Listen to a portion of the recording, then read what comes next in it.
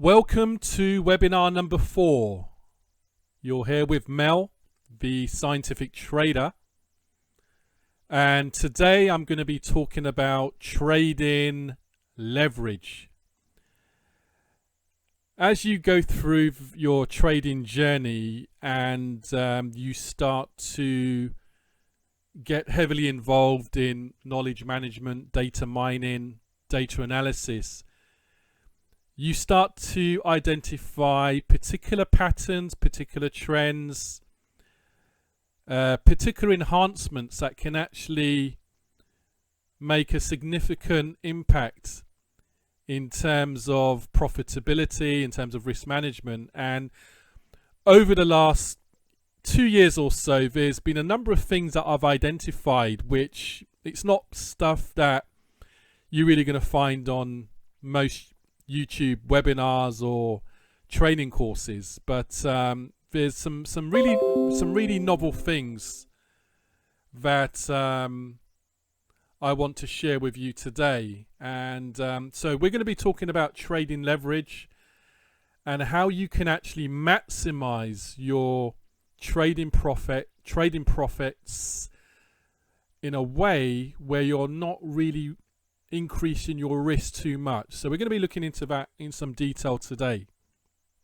I just wanted to thank you for all of your comments and your suggestions and recommendations and your insights. As much as I'm trying to share knowledge with you, I'm also learning from you guys as well.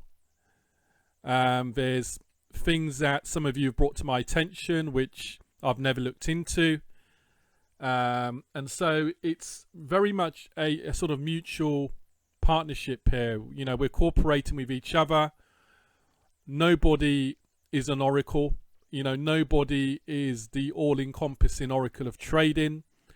Every one of us has experiences that are unique to anybody else, and as we share knowledge and as we share information, it's all to the betterment of the entire community that is joining me on this particular journey.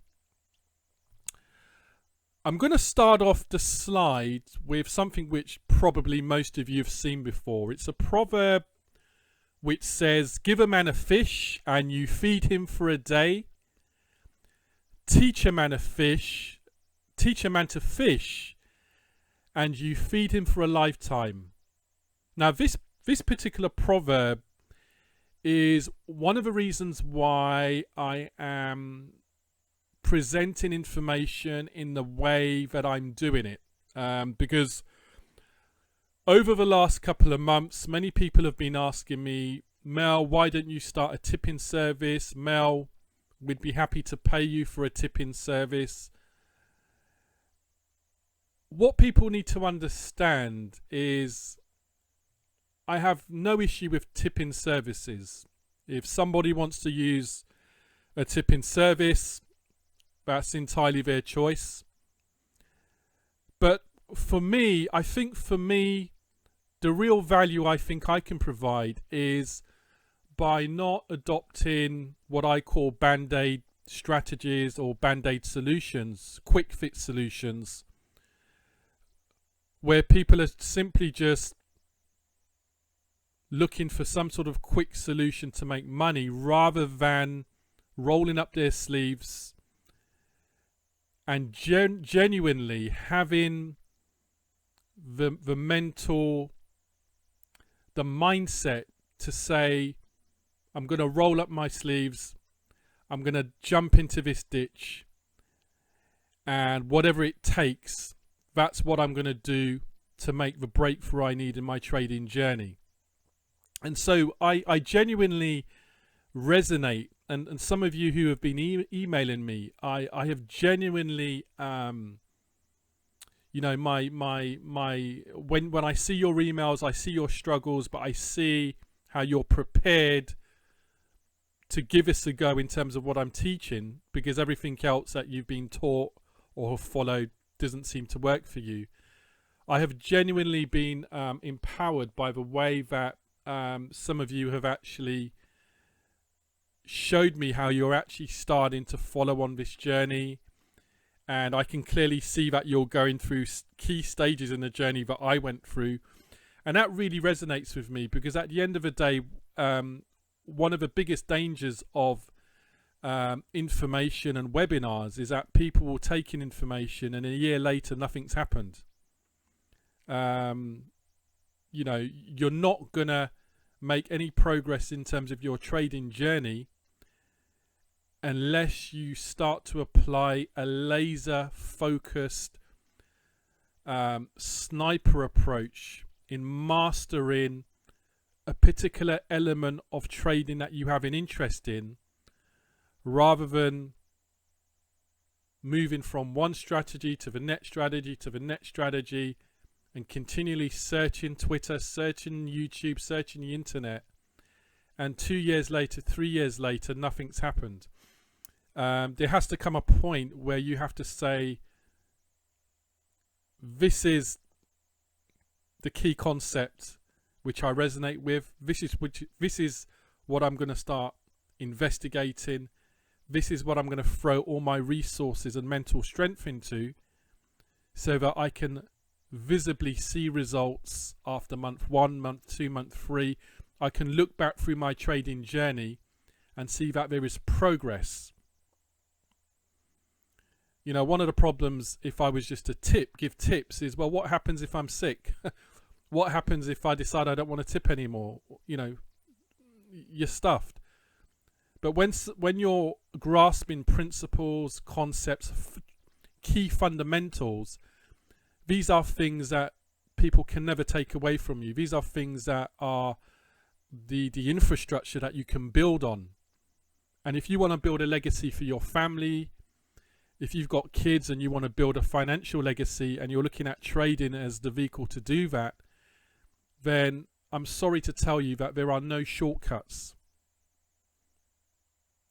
And you really have to take on the idea and the understanding that, just like any other profession, whether you're training to be a doctor or an accountant, you know, whether you're training to be an internet marketer, whether you're training to be a nurse, whether you're training to be a taxi driver, you cannot short circuit the process of experience, hard knocks, wisdom, learning from your mistakes, moving on.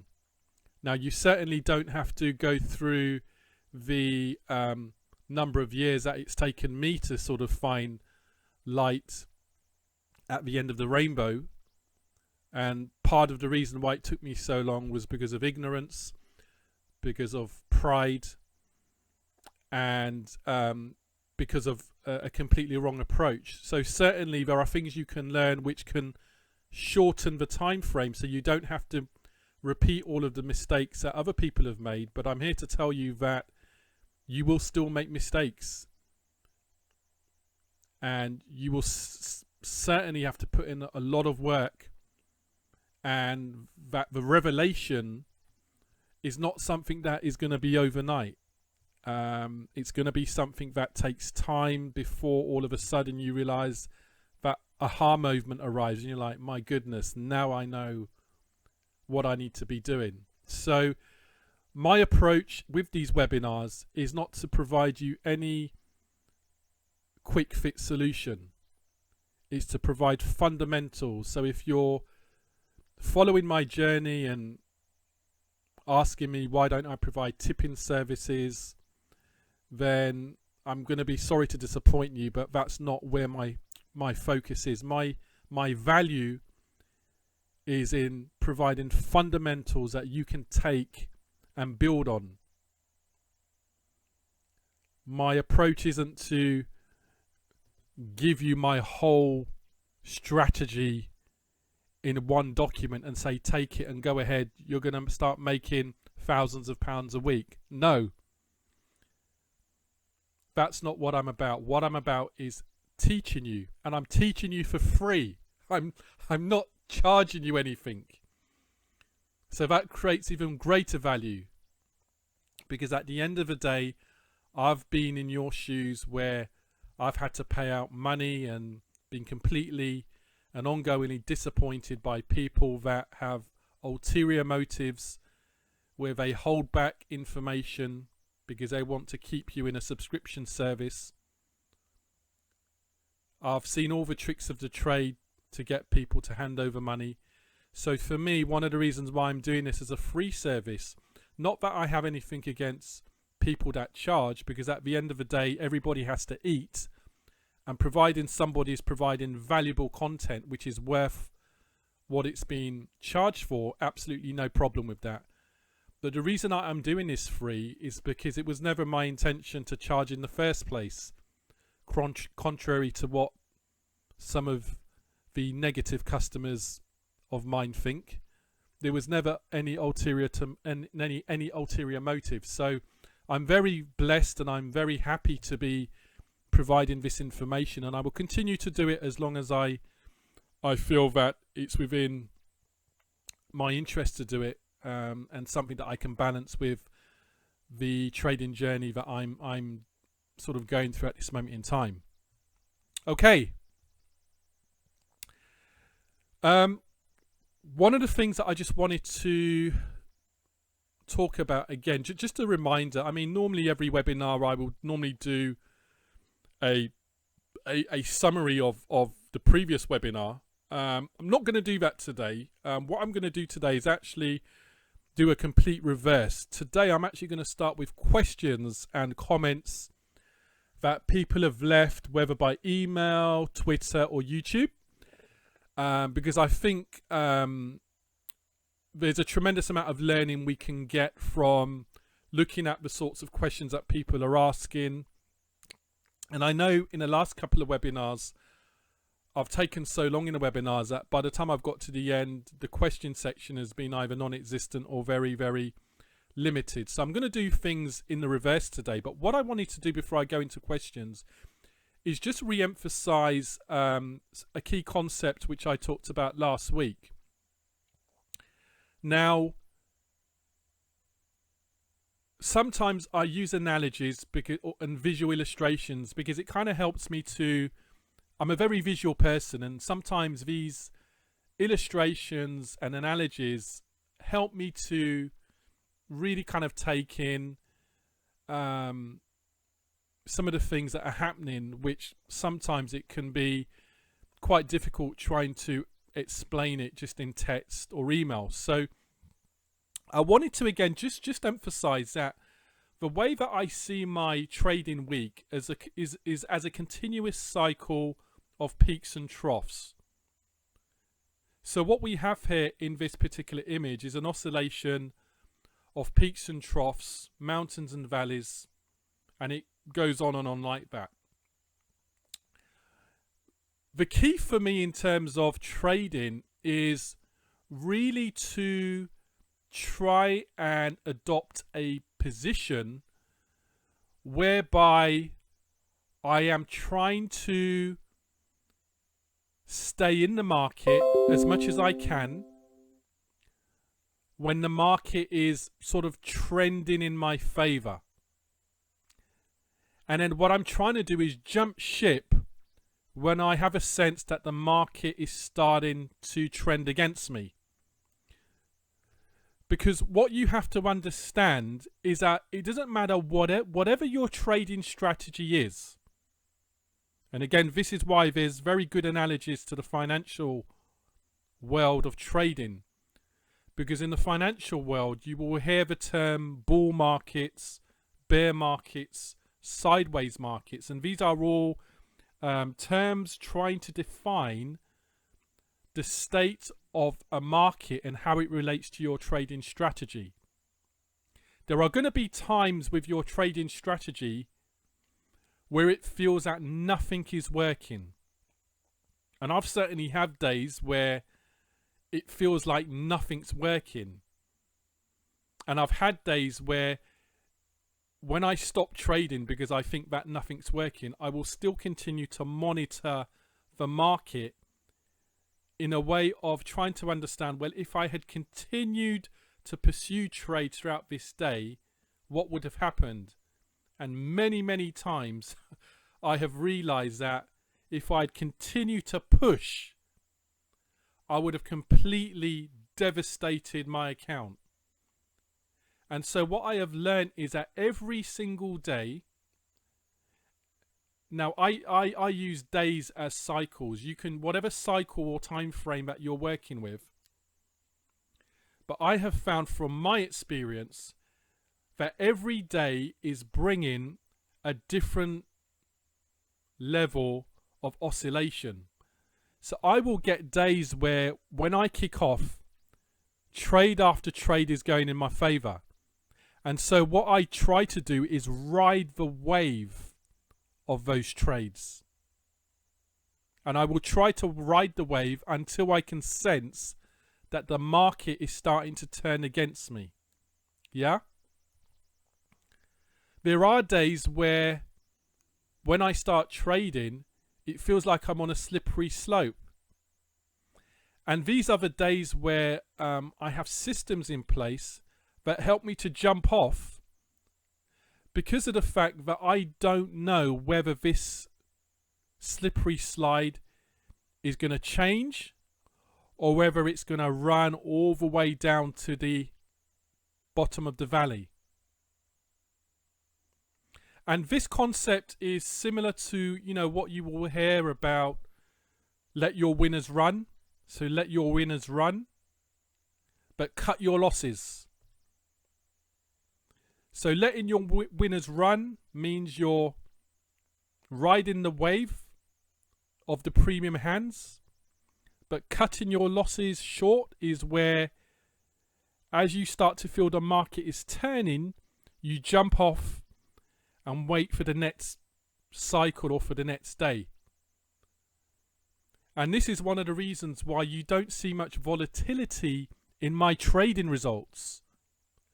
Yes, you will see days where I have losses, but you will never see very, very, very long, sharp pullbacks because I've already adopted a mental frame of mind that I am not willing to risk staying on a slippery slope all the way to find out that this is actually a slippery slope that I should have jumped off at a much earlier stage. And so just wanted to emphasize this to you because some of the questions that came back are questions where I believe that understanding this oscillator cycle will help you to understand how I trade and the reason why I take certain decisions throughout the day. So when I go into any day, I know exactly what I'm going to be doing. I know exactly how long I'm going to be on the trading journey for the day, how long I'm going to press, at what point I need to jump off. Everything is clearly set in stone. I don't need to be asking people's opinions about whether I should be doing this or that. From the day I start my trading journey, I know exactly what my milestones are.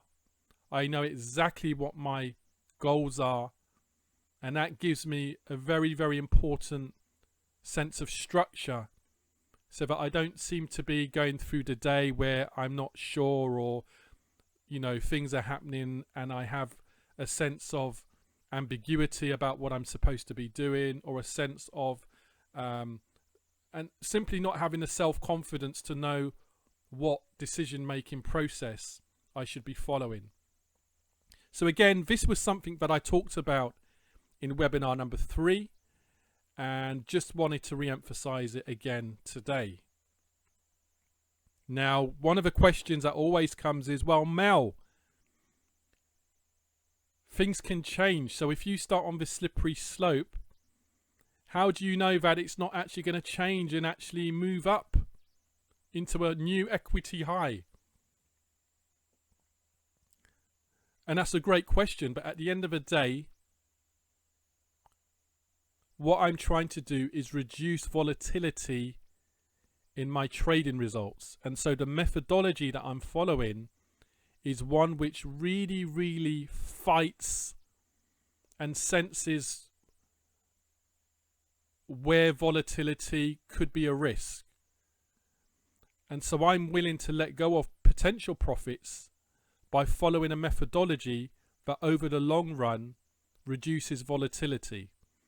What you will find is if you're the sort of person that is happy to ride the journey, regardless of whether it's riding the wave or on a slippery slope into the valley, what you will find is that there's going to be more volatility and more significant swings in terms of your results. So you will probably have higher profit. You will probably achieve higher profit targets, but your losses are also going to be extended as well. And one of the reasons that I reduce volatility is because as an emotional person, I understand who I am.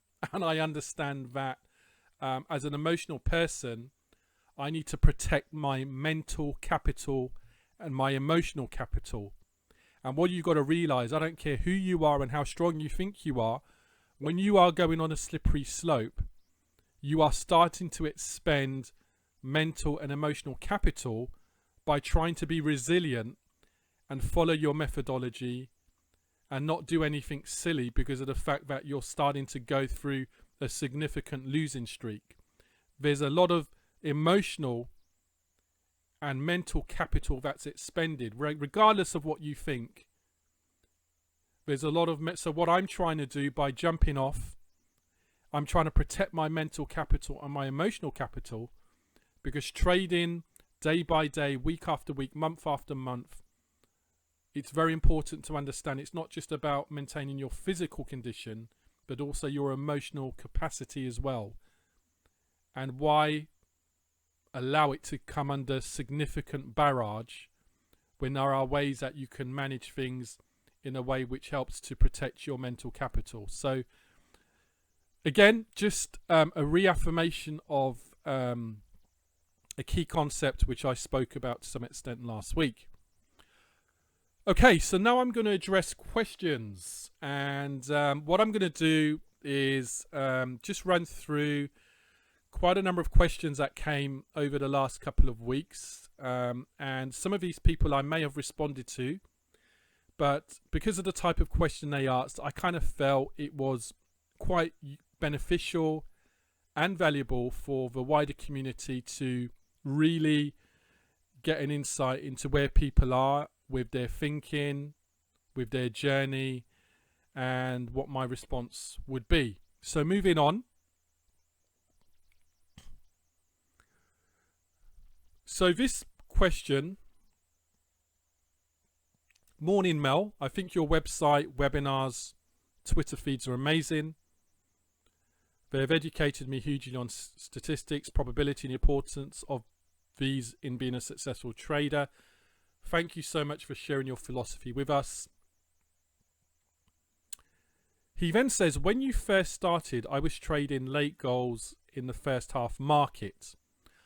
I found this was all right, but when I saw your method of late goals, I realized that there were more late goals in the second half. And the trouble with the first half is that the team always has the second half to score and maybe doesn't push for a late goal.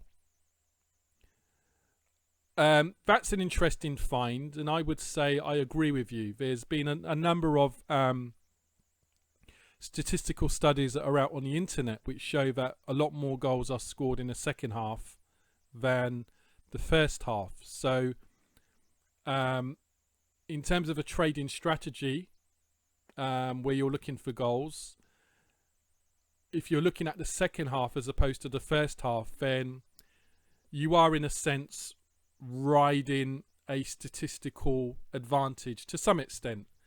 A lot depends on exactly how you're trying to apply that information. So it's not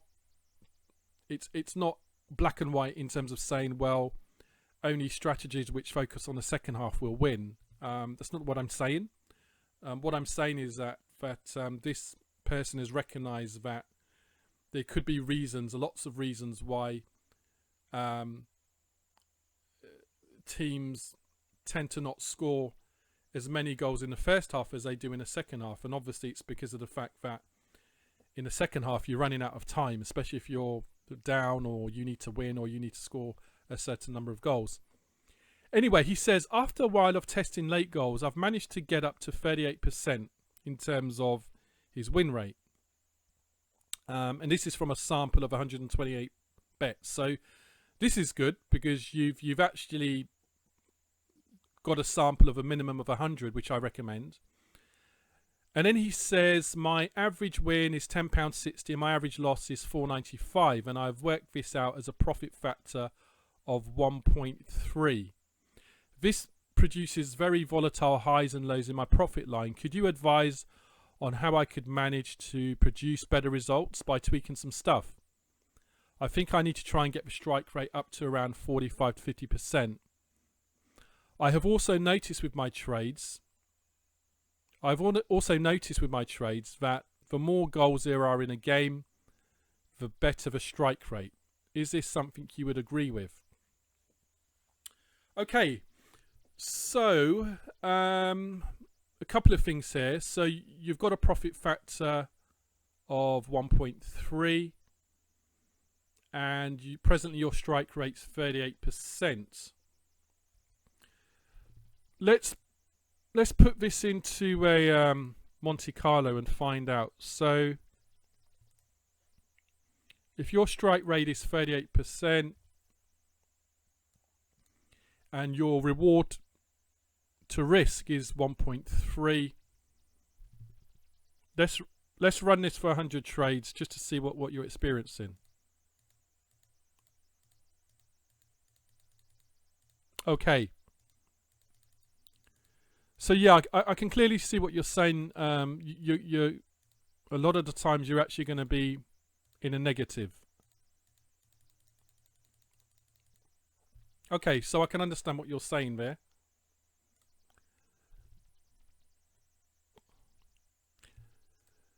So I think I can never seem to get the PowerPoint back to the slideshow. I think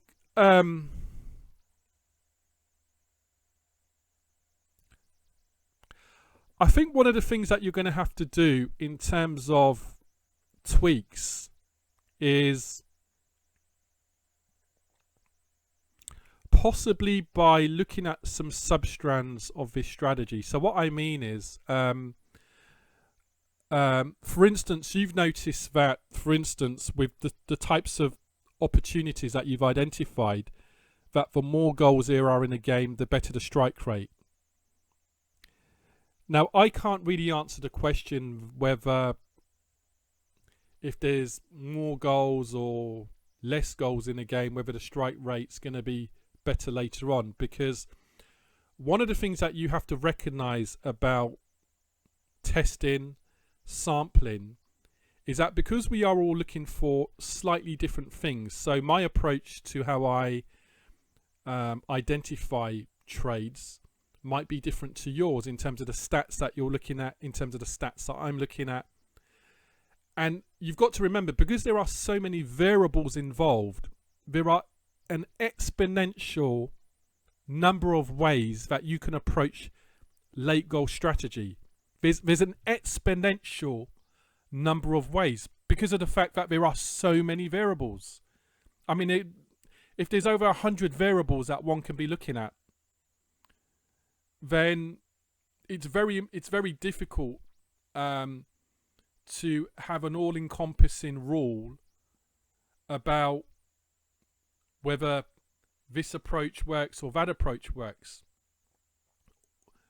The most accurate thing that you can make decisions on is based on what you are seeing in your data.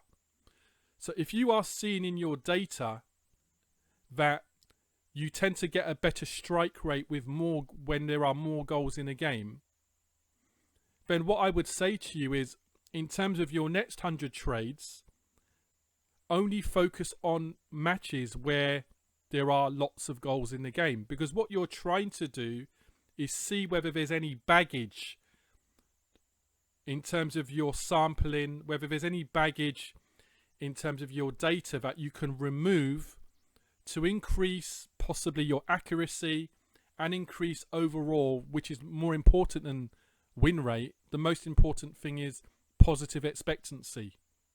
Yeah? So what's going to happen is as your sample of data increases, you are going to start to spot patterns, trends, different nuances, which you can then start to focus on more specifically. And that is really how data analysis works. It basically works from you amalgamating a huge warehouse of data. So as you start to compartmentalize your data, you will start to realize that there's particular angles that you can focus on a lot more and discard other things which you believe is weighing down your overall positive expectancy. So I think you're onto a good thing. I think the fact that you're starting to recognize that within the data that there are trends, I think it's a sign of maturity in terms of your approach. You've recognized that there are different things that you can focus on. When it comes to late goals, and this is one of the other things I just wanted to emphasize,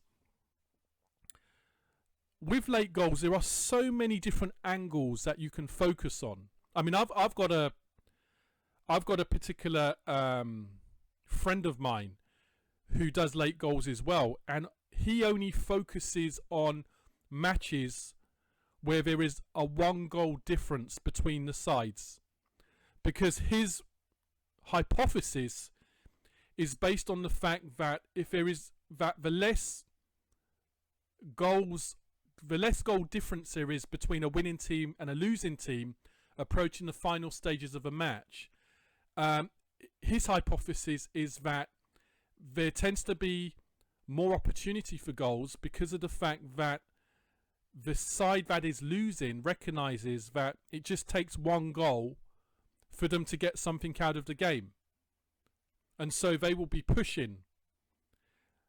Now, is that hypothesis true or not? It depends on the data that you collect. It depends on the variables that you're looking at, and it works for him. I know somebody else that trades late goals, and they only trade late goals where a strong favourite is losing the match or where a strong favourite is drawing the match. Their hypothesis is based on the fact that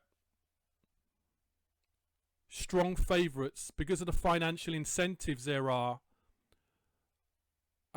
for strong favourites winning leagues or being in the top echelon of their national league, that strong favourites who are losing or who are only drawing, especially if they're drawing against a side that they would be expected to beat, there's going to be a strong emphasis, there's going to be a strong psychological driver in that team's approach to pulling back the result in the last 10-20 minutes of a match. So I've got a friend, he only trades where a strong favourite is losing or drawing going into the latter zone of a match because of the fact that they cannot afford to lose points, especially against sides that they're expected to beat. I've got another friend who, you know, he approaches late goals in terms of looking at 0-0 draws, because his hypothesis is that the majority of games, as we know, will not end up 0-0. And so what he's trying to take is a particular well-known fundamental statistical fact, because he knows that with a 0-0 game where he's focusing on teams that have a high propensity for scoring goals, if it's 0-0, it's more than likely that at some stage after 75, 76, 77 minutes, 80 minutes, that a goal will be scored. So there's so many different elements to how you can approach late goals. And what I would say is that if you're working on late goals but finding that your strike rate is more around 35 to 40%, then what I would do is try and create like a sub-hypothesis where you're focusing on a particular, I call it a sub-strand, because there's many different strands of late goals, and try and kind of focus on a more niche, sub-niche, so you can become a bit more precise in terms of what you're looking for. And then hopefully what you will find is that starts to improve your strike rate, because you're now starting to really go into what I call a niche area, something that is niche, something that you have identified relevant to how you approach your research and the types of variables that you're looking for. And so that's why late goals works. We know it works. But there are different approaches, there's different angles, there's different perspectives. And that's why I emphasize there's no point me telling you chapter and verse everything I do, because at the end of the day, I'm always evolving. I'm always trying to identify new substrands. I'm always trying to move my trading strategy to a new positions of excellence, so that I'm always sharpening that edge. I'm always sharpening that edge so that I can get more from my edge. And that's what you need to do as well. So hopefully I've answered your question there. And let me know how it goes. I would challenge you, do another 128 bets, but ignore the noise, or what you perceive to be noise in terms of matches that you believe are actually bringing your positive expectancy down. Okay? Next question.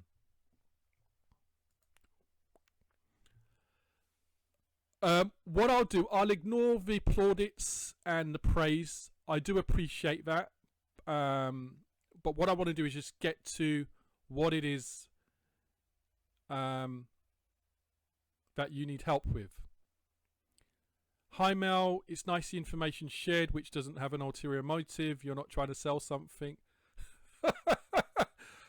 What is it that people have with people that sell? If there was no selling in the world, there would be no commodity, there would be no commerce. Selling, there's nothing wrong with selling.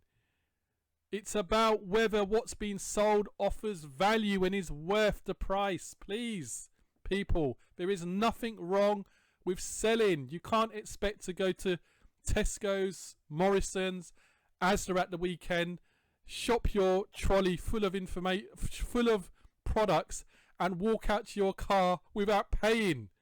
You've got to buy. It's all about whether something is worth the value of the ticket of the item that's being sold. So please, but I understand what you're saying in terms of ulterior motive, because there are people that will feed you with information because they've obviously got a ulterior motive, which is to suck you into a subscription service or into something they want to sell. Completely understand. Just tongue in cheek, just trying to tell you that, you know, all overall there is nothing wrong with sales. Okay, your videos have really resonated with me. I'm trying to find a genuine edge and fully understand that edge. You alluded to it in your first video about how a TV remote works, in terms of asking how and why.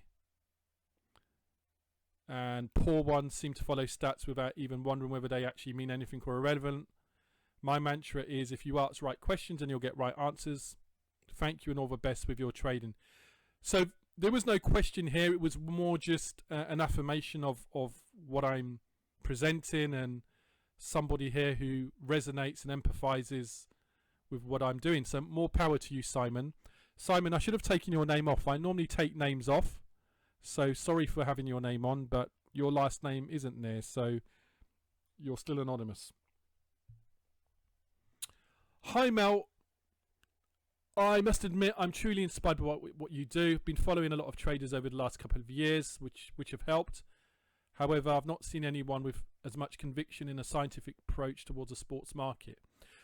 That's quite an interesting statement you've made, because some of my critics say, well, what you're talking about, Mel, is nothing new.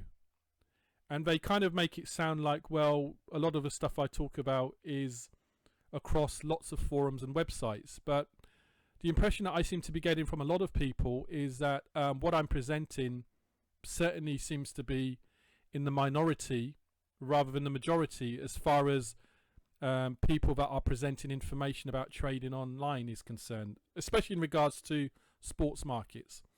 But that's neither here or there. That's it doesn't really matter to me.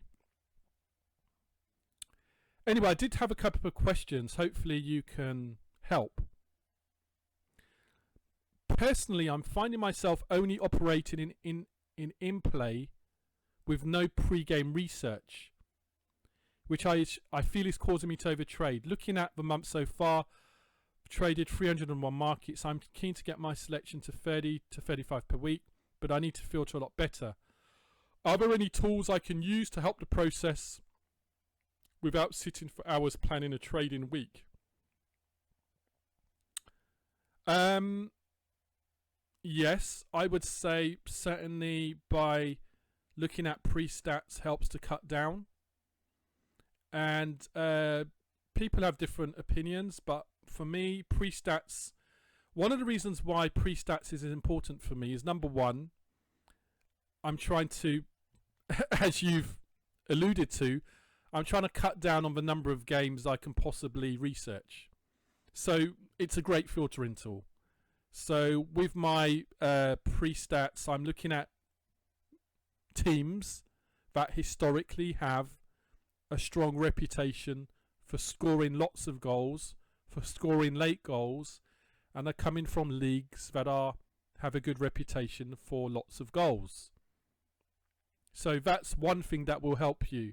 And I've already provided sources where you can go to get information on pre-stats. Again, another way that you can get your selections down is by what I alluded to in the previous email a few minutes ago. So maybe looking at particular score lines where it's 0-1 or 1-0, or there's only one goal difference in the game, or you're looking at teams where it's the favourite that's losing. There's so many. I know there's somebody who the way he trades goals is by whether there's lots of goals scored after 70 minutes, because his research seems to show that if there are, 1 or 2 or 3 goals scored after 70 minutes, it creates a level of sensitivity in a match where all of a sudden the match is sort of on edge because there's been a flurry of goals, and it's almost like the goals have actually created a new level of atmosphere within the game. And these are all hypotheses, and a hypothesis is only an idea until you test it. Now, you might test it and it works for you, and another person tests it and it doesn't work for them. So how can there be a disparity? Well, it's a disparity because the second person doesn't know what variables the first person is using and measuring. And so that's why I am saying to you that there's no point trying to be prescriptive and just copy every single thing I do, because it's not going to work. You don't know all the variables I test. You don't know all of the data warehousing work that I do. So rather than sort of copycat approach, try and do something that is resonating with your research and your input and your investment and what you look for. And that's the beauty of this. That's the beauty of trading, is that there are so many variables. There's so many variables that it creates an exponential opportunity to create something that is actually truly unique to you. I mean, the overall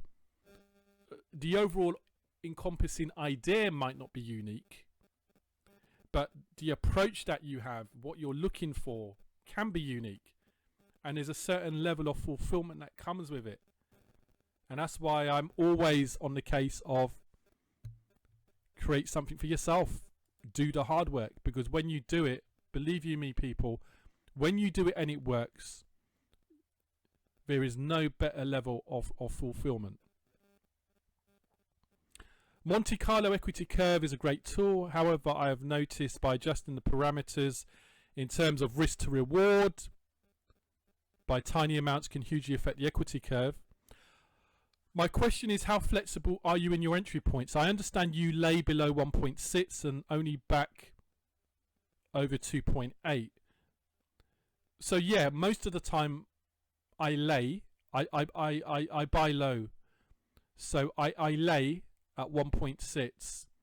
But if I have to back, then it would be over 2.5, 2.8. So for instance, you will have seen over the last couple of weeks, I'm having to use Bet365 a lot more than I would normally. And that's just because once it gets to kind of like the end of May, June, early July, because of the decline in the number of markets on Betfair as far as football is concerned, there's a lot more situations where there are games taking place that Betfair doesn't cover, which Bet365 does. And so with Bet365, because you can't lay, I have to do the opposite, which is back.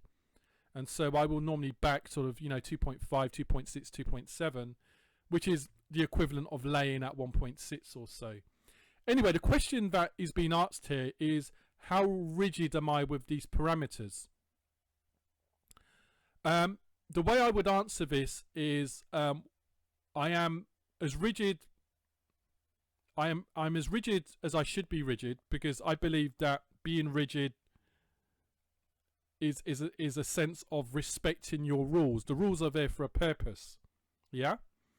So I've got 1.6 because as part of my rules and as part of my model building, that is what works. If I start going at a higher price, 1.7, 1.8, 1.9, because of my fear that I'm going to miss out on profit because of the fact that lots of goals are probably going to be scored before the price gets to 1.6, then all I'm doing is actually starting to skew my model, my trading model.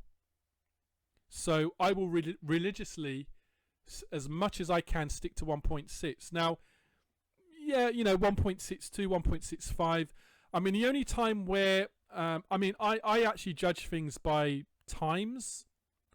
So I will normally go in around, 82, 83, 84 minutes. I mean, remember, there's a lot of things that I'm churning in terms of my mindset and the algorithms I use. So obviously I'm looking at momentum. So one of the reasons why I may go in at 88 minutes rather than 82 is because the momentum didn't meet what I was looking for at 82. But as we hit 86, 87, the momentum completely surpasses targets that I'm looking for. And so I then jump in.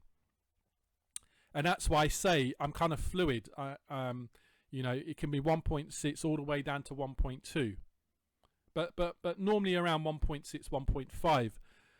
What I would say, though, is one of the adjustments that I've had to make is whereby if a game hits 82, 83, 84 minutes, where momentum is really strong, but the price hasn't come down to 1.6, the price may still be at 1.9.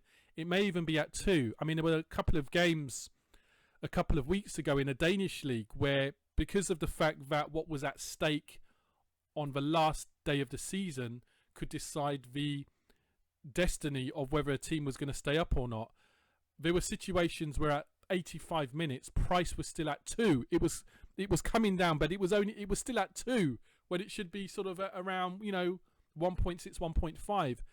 And so what I started doing was recognizing that because there's a very strong likelihood of goals being scored, rather than just ignoring it by saying, well, it hasn't got to my it hasn't got to the price I want it to.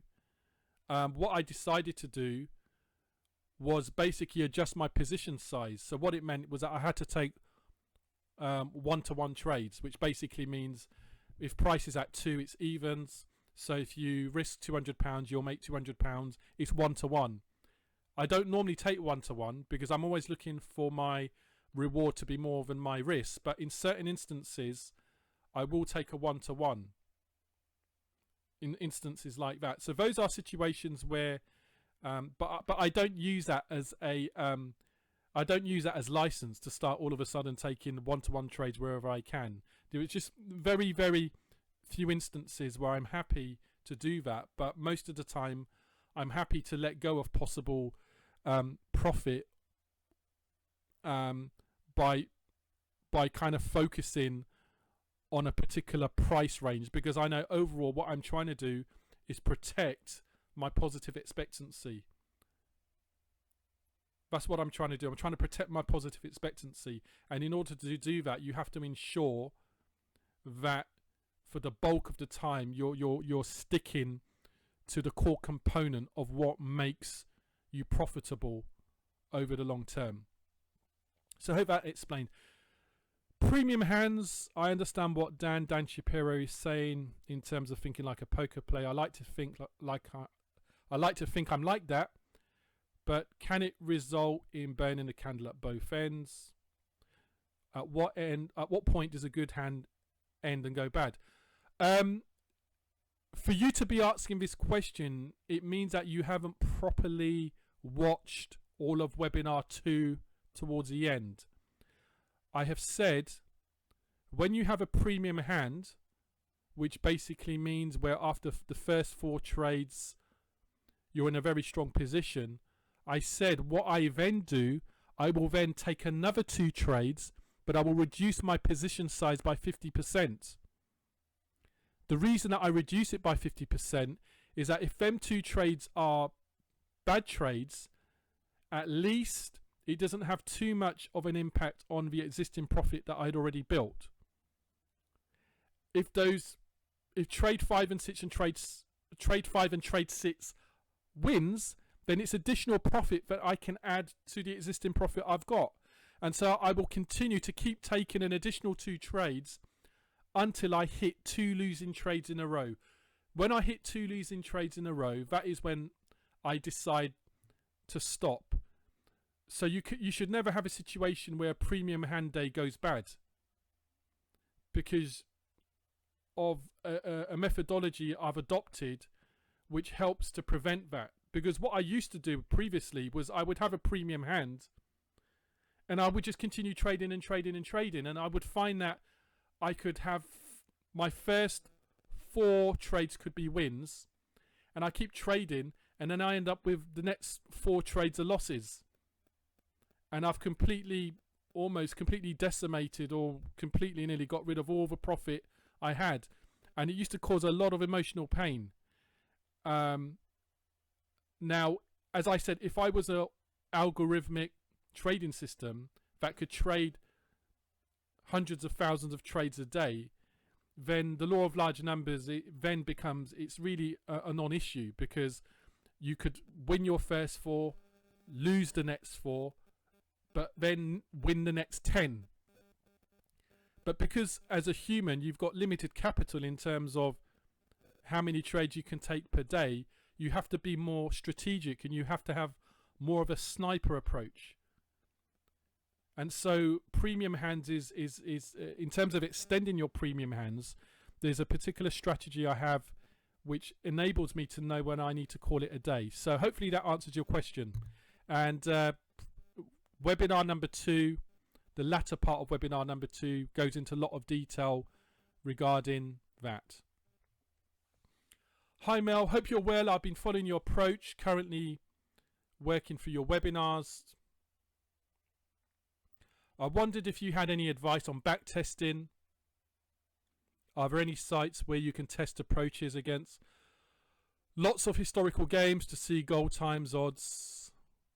Best thing would be to have your own database and run queries against this. Yep, you're completely right. The best thing is to have your own database. But in terms of sites, I've answered that in previous webinars. Webinar 3, Webinar 1. I've provided links to websites that I use quite regularly and you can use as well. In terms of my back testing, odds isn't really of interest to me. It's more goal times. But if you do want to look at odds, one of the websites specifically which does look at odds is oddsportal.com. Now, the odds that they show you are not necessarily Betfair's odds, but it's almost like a sort of an average of different bookmakers' odds for particular games. So it kind of gives you, within reason, an idea that you can work with. Hopefully that helps. I've just realised at the bottom there's another one. Hi Mel, enjoying the webinars. Just noticed that you have your own daily stop loss. Do you still stick to this even when there is an extremely appealing trade that you would normally get involved with after your stop loss has been hit? Great question. The bottom line is, when my daily stop loss has been hit, hasta la vista, baby, I'm out of there. You see, the question you've got to ask yourself is this: if you've hit your, okay, let me give you an example. My Matt's daily loss is, sitting at around £300, £350. Yeah. Okay. Say I hit my Matt's daily loss, and then I see that there's another trading opportunity that comes up, which has the momentum is strong, the pre-stats are strong. Everything points to the fact that this is a very, very strong trade. If I take that trade and it doesn't work out, then my daily match loss is now no longer at sort of £300. It's probably at 450, 400. It's in the 400s. Yeah. Okay. Suppose another extremely appealing trade comes along 5 minutes after, and I take that trade and it doesn't work out. Then now my loss for the day is now entered £500, £600. So my question is, how many more appealing trades would you continue to take before you call it a day? Do you understand the point I'm trying to make? The point I'm trying to make is that you could ended up trading another 20 trades because there's another 20 extremely appealing trades. But now, instead of your loss for the day being, £350, it's now over £1,000.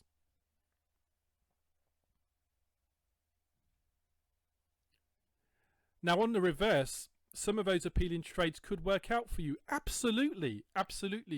But what I'm trying to do, I'm trying to control the things I can control. I can't control whether additional appealing trades are going to win or not, no matter how appealing they are. Nobody, 99% of you would have thought that Barcelona, who were 5-1 down against Levante, had pulled it back to 5-4 with another 20 minutes left. So it's 5-4 to Levante. Barcelona have scored 3 goals in 10 minutes to make it 5-4. 20 minutes are left. The vast majority of you would have said that it's an extremely appealing trade to put on, a trade that suggests that there will be another goal in the match. What happened? It ended up 5-4. So there are things that we cannot control. We cannot control whether a trade is going to work or not. It doesn't matter what justification, what statistical analysis, what momentum drivers. We do not know. We cannot guarantee. So because of that, by placing a daily limit, I am controlling the things that I can control. I can control what my daily loss limit is going to be. The market doesn't control. I can control that. What I would say, if you're somebody that feels that possibly you should take on additional appealing trades, then I would say to you, why set your daily loss limit at £300? Set it at £1,000. So in that way, it gives you the scope to see whether the market can reverse in your favour after your daily stop has been, after your daily maximum loss level has been hit. So my question is if you're the sort of person that feels that you should take on additional appealing trades, then to me, my answer to that is, well, your loss limit should be £1,000 then, because you want to give it the market scope and room to reverse. But in terms of my vantage point, what I'm trying to do is cut my daily losses very early on. And this is something I alluded to in webinar number 3. If you focus on maximizing your daily profits and focus on minimizing your daily losses, you are going to find it's going to have a tremendous positive impact in terms of your trading results and volatility. Hi Mel, love your content. Do you plan to run a course on quantitative trading anytime soon? Before I answer that, if I am shouting or my voice sounds different, it's because I still haven't figured out the microphone thing and I don't want the volume to be low. So anyway, do you plan to run a course on quantitative trading anytime soon? What's quite interesting is there seems to be a very negative view in the market on people that run trading courses. Now, my particular take is, if somebody's running a trading course, as far as I'm concerned, we live in a democratic environment. We live in an entrepreneurial market. And if somebody has information that they feel can add value, then what is the problem? Why do we have a mindset that things must always be free? Why? If somebody has put in hard work, effort, have put in a level of resource, of capital to create a product or a service, why would we expect or expect them to provide it free of charge? I don't understand. Now, on the reverse of that, if somebody's providing information that is low in value and doesn't justify the ticket, then I can clearly understand and I would clearly side with the consumer in terms of questioning the course, the product or the service. But I think there needs to be a balance here. There needs to be a balance.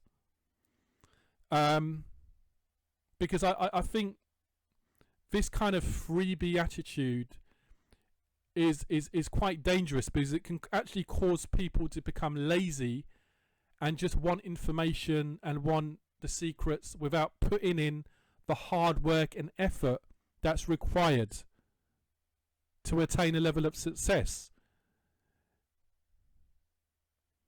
I think it's important for information to be provided that is free, absolutely, but I think to expect that and place that particular expectation on everything in life, my personal opinion is that there needs to be balance. Anyway, do you plan to run a course on trading anytime soon? The answer is no. The reason for that is, if I did run a trading course, I would be charging, I would say, probably about £250 to £300 a month for each person.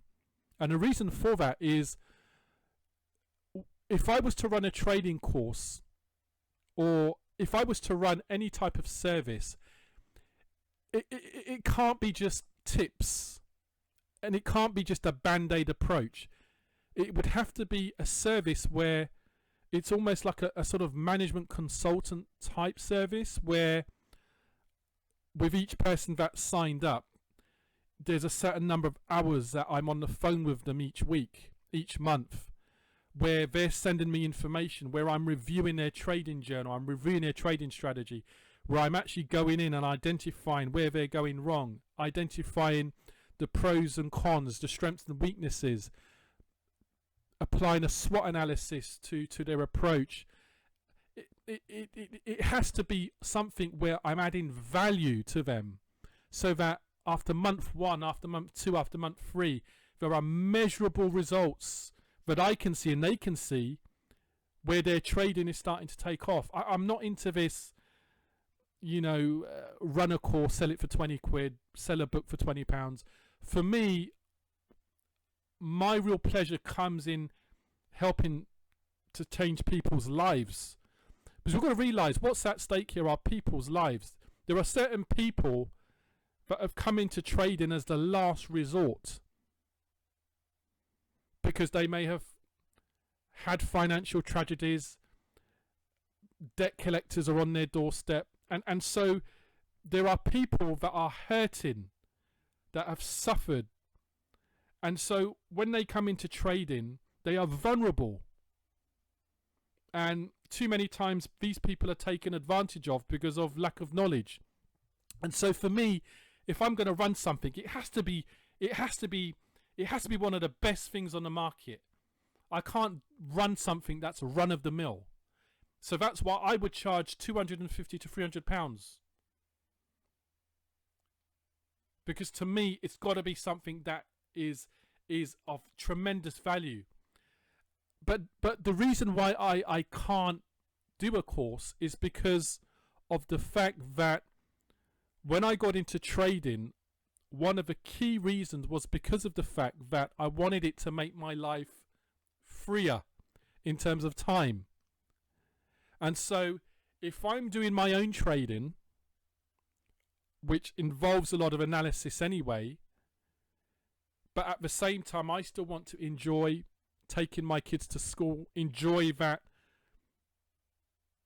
some of those things that money, there's no value to it.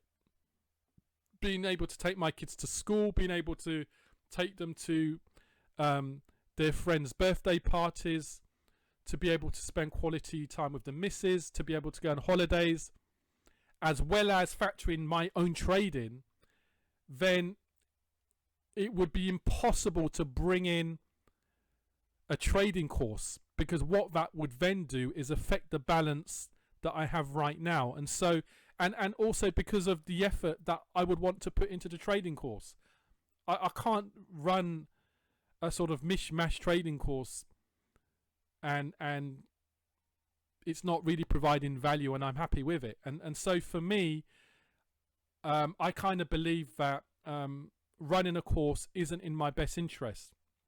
And that's why I'm providing these webinars, because what I'm trying to provide are seeds that can help to spark something in you in your trading journey, so that you don't necessarily need to depend on me providing a trading course, but that there's things that you can take, adjust, tweak, manipulate, and then it works for you. If it comes to, in terms of speaking engagements, speaking at conferences, being a presenter at a workshop to speak, then those types of things I have complete interest in, because I have much more, I'm much more in control in terms of management of my time and how I can fit those things in. But certainly in terms of trying to run a course and the level of intensity that involves in terms of resources and technology and for me to run it, I'd be charging £300, £400, and it's not something that fits me at this moment in my journey. So hopefully that answers your question. But hopefully these webinars will be a trade-off in terms, and the webinars are free. I mean, why am I charging for this information? A lot of the stuff I talk about, you can find it online. It's just that I'm packaging it in a way that helps you to see it from a much sort of better vantage point. Mel, I'm starting to work through how to identify matches with a 60% plus outcome. One method I have looked at is the over 0.5 and over 1.5, where the first half is finished 0-0, By studying in place stats and historic stats, I can work towards expected goals. Also, some leagues tend to follow a pattern which helps increase probability. Great. Fantastic.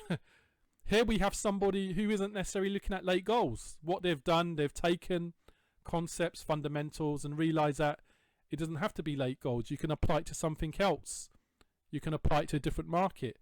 The only thing that I would say is fantastic email, but also factor into your trading model momentum, because stats, pre-stats are there to give you a foundation to work with, but you cannot ignore momentum which takes place, and so you have to figure out or define momentum drivers which are relevant to what you're doing, relevant to what you're looking for, and how you can package that and incorporate that into your trading model.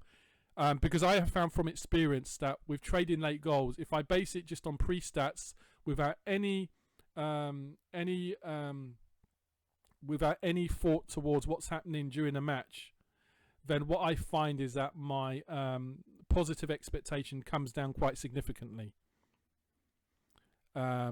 You know, how many times in Dutch Division 2 have you seen games where the pre-stats were telling you that the game was going to be 5-all and it ended up being 0-0 or 1-0? So momentum is very important, and I think the best combination, the best sort of holistic combination, is one where you've got momentum and you've got pre-stats. And I think the harnessing of those two key concepts can create something that's more powerful than either of them, if you're taking either of them on an independent basis. So the last question: hi Mel, love your webinars. Question: what are the key elements to developing a profitable betting algorithm? Are there any books to learn in this? There are some recommendations that I'd like to talk about, so I will mention this a little further on in the presentation, so I'll park this question for now. So moving on. What's the book percentage going to be on those hilariously low quality matches? 115% plus, probably foolish. Now, this is a comment which appeared on Twitter, and it's in relation to the fact that over the last few weeks I have started utilising Bet365 a lot more. The purpose for that is, once the football calendar reaches sort of mid-May onwards, there is a period of time from mid-May till mid-July. It's basically a 2-month period where the number of available trades on Betfair decreases significantly. Now, this is not to say that from mid-May to mid-July there's no football. There obviously is, because we know that even though many of the Western European leagues have come to a close, we do see South American leagues, Asian leagues, Nordic leagues, Icelandic leagues, and even in Ireland there's certain parts of Europe where the leagues are ongoing, and then obviously within each national league that you could go 1 or 2 levels deep. But however, because there is obviously a significant decrease in the number of available matches to trade from, what it basically means as far as Betfair is concerned is that sometimes some of the more obscure leagues which are now in full flow, like Philippines or Slovenia or Lithuania, to name a few, unfortunately Betfair don't cover games in play for some of them, due to various reasons. It could be feed issues into the matches. So one of the things that I've been doing is utilizing 365 essentially as a backup solution, so that when I identify games in Betfair which are definitely opportunities to trade but are not in play, what I find is that probably 80% of the time that those same matches will be covered by Bet365. Now, Bet365 is not a exchange. It's actually a bookmaker. So there are some limitations, and one of those limitations is that I can't lay. So whereas with Betfair, I will normally go in and take price, where price has sort of shot down to around sort of 1.6, 1.5, 1.4. With Bet365, I actually have to do the reverse and back, because the only option is to back. Now, with a bookmaker, the actual prices are actually going to be not as favourable as Betfair, because that's what a bookmaker is there for, to give you low quality pricing and basically close your accounts when you're making too much money. So what has happened is that I've actually had to utilize Bet365, but basically take risk reward ratios which are actually slightly less than I would want. So for instance, with Betfair, I normally go in where my risk to reward is around 1.8 to 1. With Bet365, it's kind of averaging around 1.5 to 1. However, I still take it on the basis that when I'm taking those particular opportunities, they still fall within my model in terms of a positive expectancy. Now, if you're coming from the perspective of somebody that's more has a betting background, then things like over rounds and stuff like that is obviously going to be quite a big factor in terms of how you approach it. But you've got to remember, I don't really give a monkeys about over rounds. I'm actually coming from a financial trading perspective where the focus is on probability theorem. So when I take probability theorem into even trading on Bet365, I know that still it falls within the remit that helps me to maintain a positive expectancy. So let me give you an example. So for instance, as an example, if I go back to the equity curve simulator, let's say I've got a starting equity of €5,000. I know that my probability of winning trades is around 55%. But let's say my reward to risk ratio is just 1.5 to 1. Number of trades, let's just do it for 100 trades, risk per trade 2%. Now, let's just say for some bizarre reason, I was trading games 100% only from Bet365. Well, I know that my win probability in terms of the games I choose and the trades I choose is 55%. But I know with Bet365 that whereas with Betfair my average reward to risk ratio is 1.8 to 1, I have to concede and accept that with Bet365, because of the lower quality pricing, that my risk reward is going to actually be slightly low at 1.5 to 1. Okay? So if I start doing some simulations, what you can clearly see is that even though my risk reward ratio has actually come down to 1.5 to 1, it's still profitable.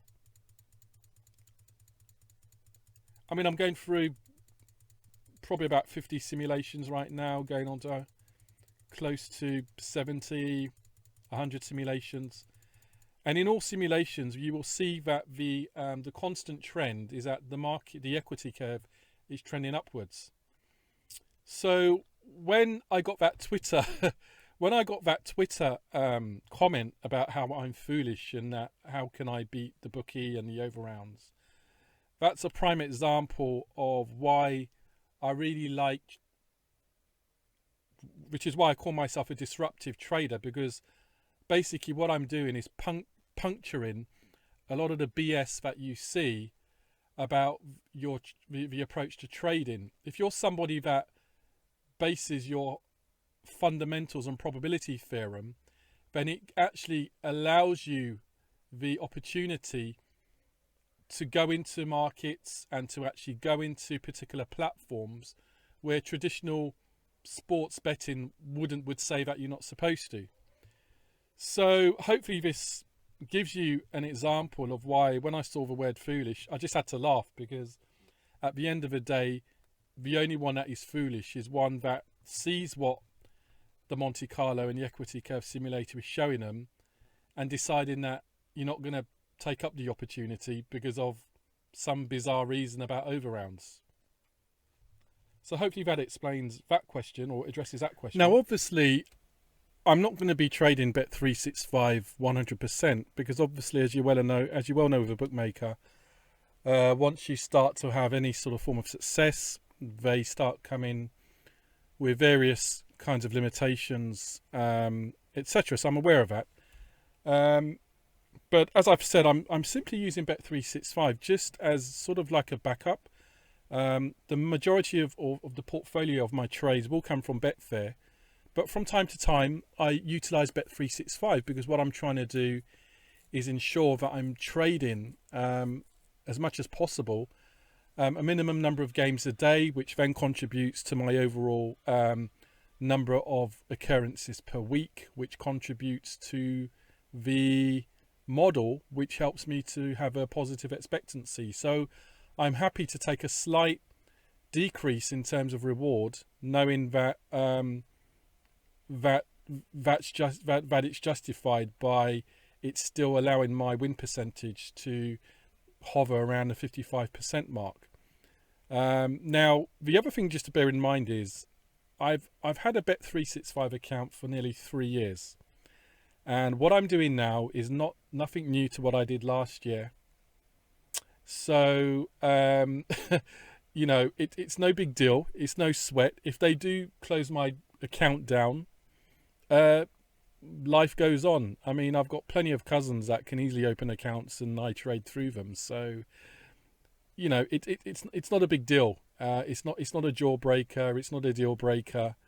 And the duration of me utilizing Bet365 over this 2-month period, I mean, by the time you close your eyes, we're in mid-July, so it's no big deal. Another comment: these are just bets these days, aren't they, Mel? Not much trading. I can only assume this question was triggered by the fact that on Bet365 you can't close a trade, so you can only back and back for the intended outcome.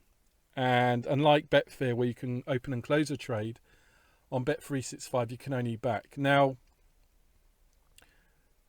when it comes to Betfair, what's quite interesting, and this particular question actually made me laugh, because it actually sort of brought me to a time where I remember I used to vigorously argue about what was trading and what was betting. My take right now is that value betting, trading, arbitrage, they're all speculating, because you're simply trying to take advantage of price movements to enable you to have a profit. Now, when it comes to the argument that, well, in sports trading, you have to, in order for what you're doing to be considered trading, there has to be an opening and a closure to the process. That was something that always used to be aimed towards me, because a lot of the times when I used to lay matches in Betfair, so, you know, there's a particular game that I'm looking to execute a plan, so I would lay around 1.6 in the hope that a goal scored. What used to happen is that I used to let those if the actual trade was working against me, I would let it run to expiry, which basically means I would simply just leave it. And if a goal is scored, you know, even in the 96th minute, then fantastic. If not, and the game ends, then I lose. Yeah, it's a loss. And I used to engage debates and discussions where people would say, because I'm not closing the trade, what I'm doing is just value betting. So do you know what I did?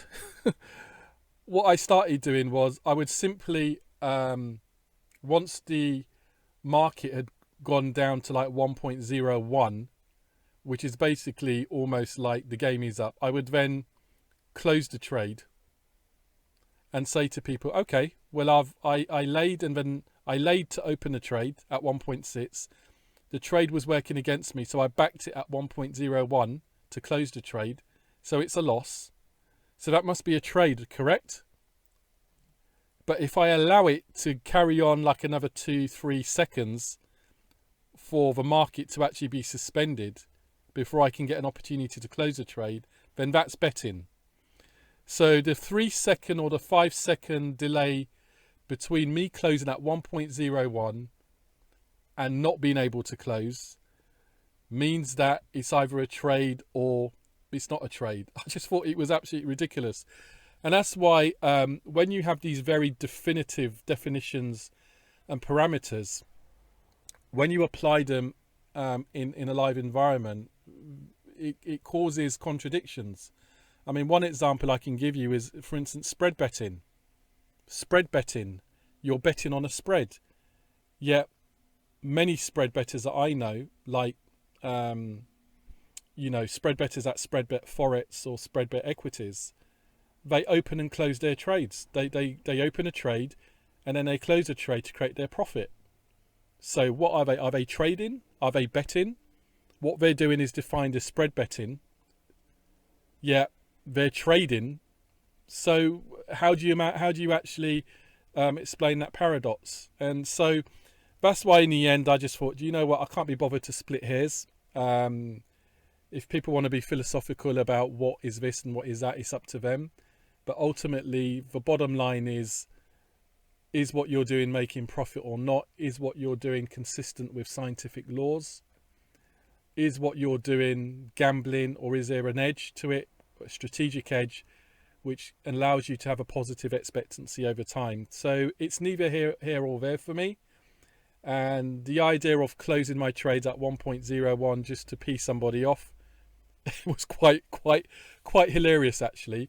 From time to time, it does bite me in the butt, because sometimes, very rarely, you do get those games where the market drops to 1.01 and seconds before the final whistle, somebody scores. But I'm happy to take that hit just to give me some sort of credibility that I am trading, as opposed to just a set and forget type of approach. Oh, I got to laugh about it. Anyway, let's move on. So, came across your website and have been following your progress. Very impressive. Well done. Where did you get your historical data for the backtesting? As I've said, in webinar number 1 and also webinar number 3, I provide a number of useful resources for you to be able to gather data for backtesting. It does, though, depend on what you're backtesting. If you're backtesting odds, then I would suggest oddsportal.com. Now, their odds are not necessarily Betfair's odds. It's more like an average of various bookmaker odds for that particular match in the past. But it does give you some good, or a good fair idea in terms of pricing for you to work with if you really are wanting backtesting where you're able to see the actual odds that was given for a particular game.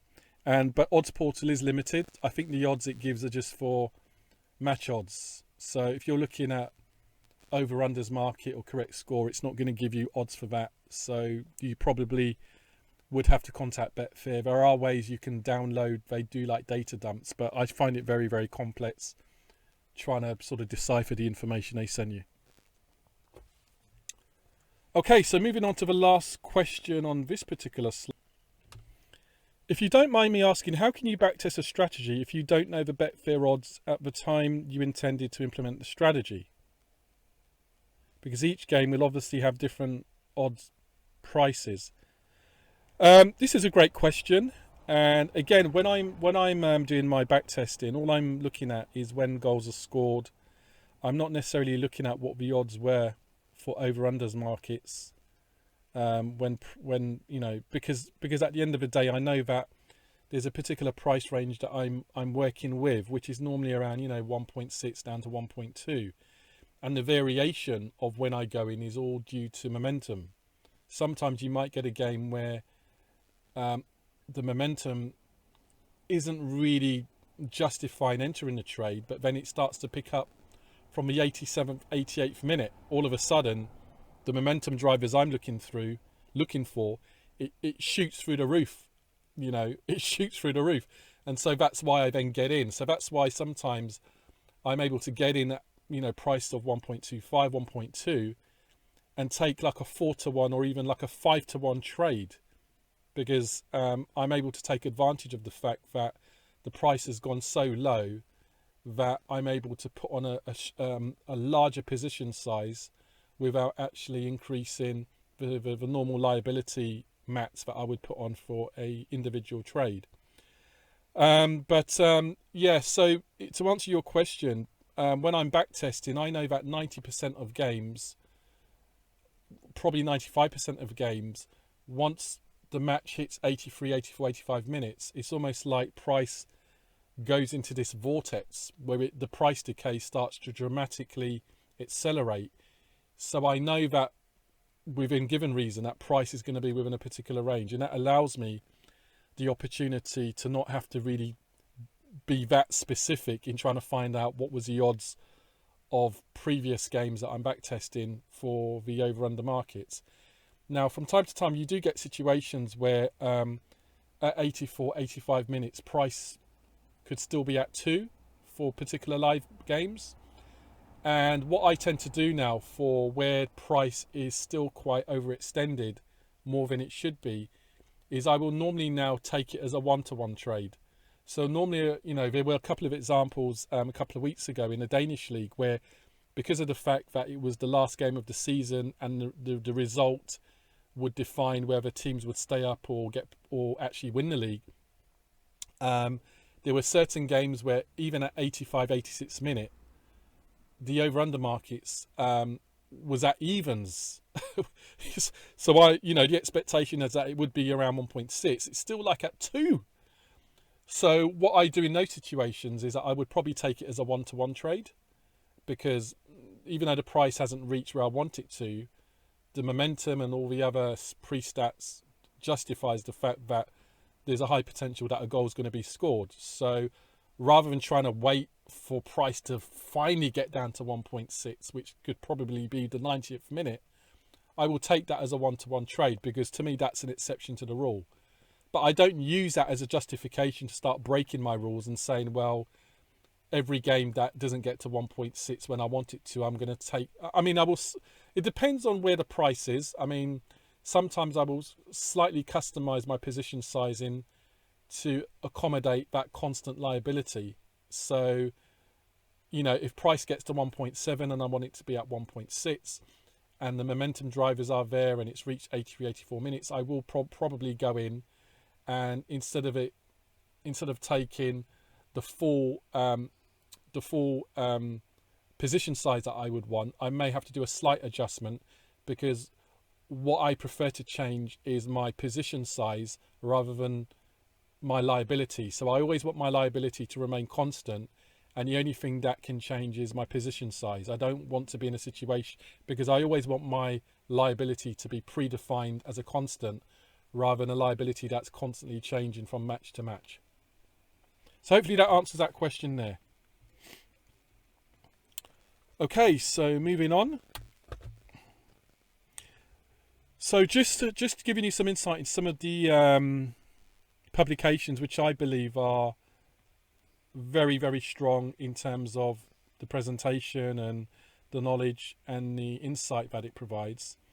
James Butler, Betfair Trading Techniques, a fantastic book, written by somebody that has a very good understanding about programming, automation, artificial intelligence, and being able to have the expertise of somebody that is actually quite familiar with the Betfair landscape anyway.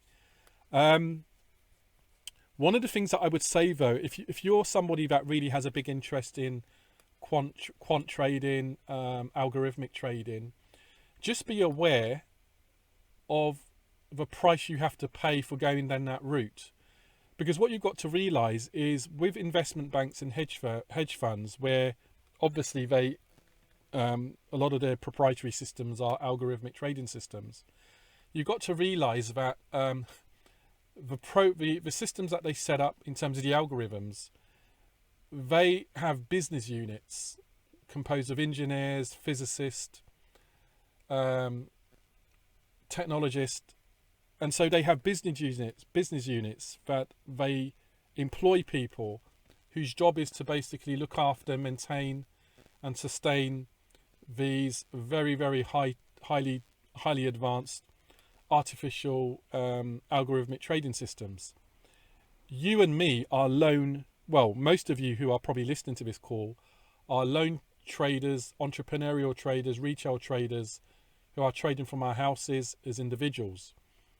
Now, if you're going to go down the route of algorithmic trading, I think you've got to realize that it's going to have a significant impact on the time that you have to trade, because you're going to spend a lot of time problem solving, troubleshooting, trying to fathom why on earth is your bot not firing off when it should, because it was supposed to fire off when price at a certain point and it didn't fire off. And so, you only have to go to like forums to see a lot of the messages going to and fro from people who are wondering, why isn't my bot not working? Recommendations on what they're supposed to do, and then they do it, it works for a time. And so you've got situations where you have to make judgment decisions as to, is it really worth my time, all this time that I'm losing in trading? Should I just manually trade and make money as opposed to spending half my time trying to sort things out where I'm actually losing the opportunity to trade? These are judgment calls that you have to make. But what I would recommend is, if you still want to pursue that route, Betfair Trading Techniques by James Butler is a fantastic insight for you in terms of how to integrate, how to develop your algorithmic trading or automating your trading, so that you can actually automate some of the processes that form part of your methodology. Another great book is The Evaluation and Optimization of Trading Strategies by Robert Pardo. This publication was a fundamental driver in changing my complete approach to back testing. I understood that there are different levels of testing: regression testing, back testing, forward testing. It helped me to understand that how I was subconsciously curve fitting, and enabling me to stay away from the dangerous trap of curve testing and manipulating your results when you're not doing it on purpose, but by all of a sudden eliminating certain results and not really providing proper justification for why you're doing it, other than that it actually helps to boost your win rate or positive expectancy. You understand why, or what are the key drivers that will enable you to positively eliminate certain parts of noise, as opposed to just doing it for the sake of trying to increase your win rate or increase your positive expectancy. So it's a fantastic book, and I just think it's, just like Mark Douglas and Trading in the Zone, I think the evaluation and optimization of trading strategies is a must-have, because they don't teach you this in football trading. You go to any football trading website and try and find information about how to backtest and how to do it properly and thoroughly. Very, very little, very flaky, very ambiguous. So I think, if you really want to kind of see the light at the end of the tunnel, then this is something that I think will be a brilliant, brilliant addition to your library. Okay, so why sports trading? This is a question that comes up, and what I wanted to do was just give you some key reasons why I decided to pursue sports trading as a long-term vehicle for trading, as opposed to some of the other things out there like cryptocurrency or forex or equities. And with equities, there's various aspects of equities, whether you're doing option trading. And when I say options, I'm not talking about binary options. I'm talking about the proper sort of options, US options, that is available for you to trade. I could have traded derivatives, commodities, bonds. But the reason I chose sports trading was there were four key reasons. Number one, tax advantages. Certainly in the UK, can't really speak about other countries, but certainly for the UK, the UK government does not make a distinction between trading and betting, especially in regards to sports. Now that's actually a big positive, because within sports we know that there are people that gamble, there are people that are recreational gamblers, there are people that are professional gamblers, there are people that are value bettors on the exchanges. There are people that are traders. If you want to take closing and opening a trade to its definitive sense, as some people like to do, then there are traders. There are people that do arbitrage. So all of these are speculators. But when it comes to the UK government, they don't really kind of give a monkeys as to whether it's probability trading or arbitrage or gambling, as in a punter. As far as they're concerned, if it involves sports, it's gambling. So what that basically means is when it comes to anything to do with sports, it's all regulated by the Gambling Commission. It's not regulated by the FSA. Now, the Gambling Commission, what that essentially means is, because it's regulated by the Gambling Commission, HMRC will not get involved. Now, there used to be something I used to hear, there's a rumour many years ago that if you do sports trading or any type of speculating with sports, that if it's your sole source of income, then HMRC can come knocking on the door for tats.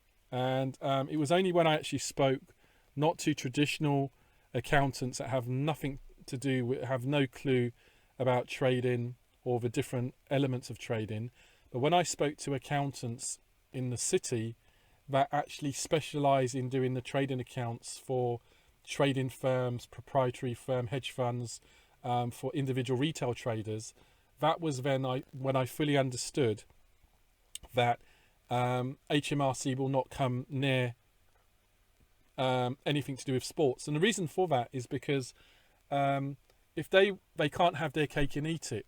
So if they are going to tax you on your winnings, they're also going to have to be liable for the fact that you've also lost money. And because they realise that 90%, 95% of people that get involved in speculating lose money, it simply doesn't make any sort of economic sense for them. Yeah. And the accountancy firms that I spoke to actually gave me insights. There were 3 cases, I believe, in the last 10 years where HMRC did take certain people to the courts because they were trying to get money from them because they were trading. It was their own. They were doing sports speculating. It was their only sole source of income, and in the end, the case got thrown out because basically the judges said, "Well, you can't have your cake and eat it. You can't run down these people for tats, yet not be liable for their losses." So that's why sports trading and also spread betting as well. So with spread betting is basically where you're betting on the spread. So you can spread bet on forex, you can spread bet on indices, you can spread bet on equities. But there is a slight difference between spread betting platforms and the sort of traditional forex trading platforms or traditional equity trading platforms. Some platforms will actually provide spread betting, actually have spread betting platforms and traditional trading platforms. But with traditional trading, you will be liable for capital gains, and possibly some level of income tax. But Whereas with spread betting, the spread betting is actually regulated by the Gambling Commission as well. So that again is like sports trading. So these are some of the elements which really was quite a key driver behind me choosing sports trading. Now, obviously the advantage is that there's no tax, but the disadvantage is that you get treated like a leper when you approach your bank for anything to do with a mortgage, loan, anything, because they don't really care. So you could show them an account where you're making £5,000 to £10,000 a week, and you could show them your balance of the money that you're downloading into your personal account from your sports platform. They don't care, and it's just incredible. So despite the fact that you've got a high disposable income, your liquidity is fantastic, they will still decline your credit cards. They'll decline. It doesn't matter how much you try and explain it. It doesn't work. So those are some of the other things you have to bear in mind. And I know some of my friends that have traded, what they've done, they've taken on contract work, and then they've done trading on the side, and they've taken on contract work for like a year or two in the lead up to a particular purchase that they want to make, whether it's a house, a property, or a car, so that when they do apply, at least if you're contracting, you're not treated like a leper. You're more treated as somebody who's got some type of flu when you're contracting. But it's much easier to get a property if you're contracting, as opposed to if you're just earning money through sports trading or sports speculating, and you're not able to complete an HMRC form, which then defines your income and what your tax code is, blah blah blah. Because obviously if you start doing that, then you're putting yourself in the line of tax implications. Again, global coverage. I loved sports trading or sports speculating because of the global coverage. It doesn't matter whether it's July to May or May to July. The global coverage is fantastic. It allows me to go into different markets, go into different national leagues, and that's something that's always resonated with me. Before I got into trading, I was working for a global corporation. And then when I went into internet marketing, again, that was fantastic because that was like a global project where I was doing Google AdWords, Bing AdWords, so SEO optimization, various types of ways to actually drive traffic to particular websites. So I was heavily involved in that for many, many years. So, that involved understanding Google algorithms, because the infamous Google slaps. So that was very global. And then I was also working as a consultancy for a company that specialized in fintech, financial technology. So again, we were looking at different technologies that were coming into electronic payments processing. So all of these things are global. So when I went into trading, sports speculating, for me it was just a continuation of what I've always loved doing something that is global, has global faceted, there's no restriction, and yearly coverage, fantastic. I don't have to be restricted by the fact that because we're now in May, June, July, that because the big European leagues are not existent, that I have to wait for the World Cup to trade, or simply trade a different sport like tennis. No, I can continue trading. And because of the way I trade, because of the way I go in with low liabilities, it essentially means that I don't even need high liquidity in particular markets, because of the fact that my liability is already quite low in relation to the position sizing I'm taking. And that's the beauty of what I do. The other thing which is of interest is constants. It's quite interesting because one of the things that distinguishes sports speculating from speculating on financial markets is, in financial markets you have bull markets, you have bear markets, you have sideways markets, and it's virtually very, very, very, very, very few people will have strategies that can actually have strong positive expectancies across all markets. So you'll find out there are some strategies which work well in bull markets but not bear markets, and vice versa. And that can create significant frustration, because, you know, how do you know whether the fact that whether your strategy is working or not is because of whether the market is changing, etc., etc. The great thing about sports trading is that there's a much higher percentage, if you do find an edge, that edge will last into perpetuity. And what I mean by that is that edge will continue to go on and on and on. And that's because the nature of football is that it's a game of rules and regulations that are constant. It's always 90 minutes, well, most of the time, apart from some friendly games, but most of the time it's always 90 minutes. It always involves 11 players. If a player is sent off, then it goes down to 10, 45 minutes each half. So once you start to get familiar with trends and patterns in terms of how price behaves, you can then, once you do find an edge, you can be confident in that edge is likely to last a long time, because of the fact that football's constant.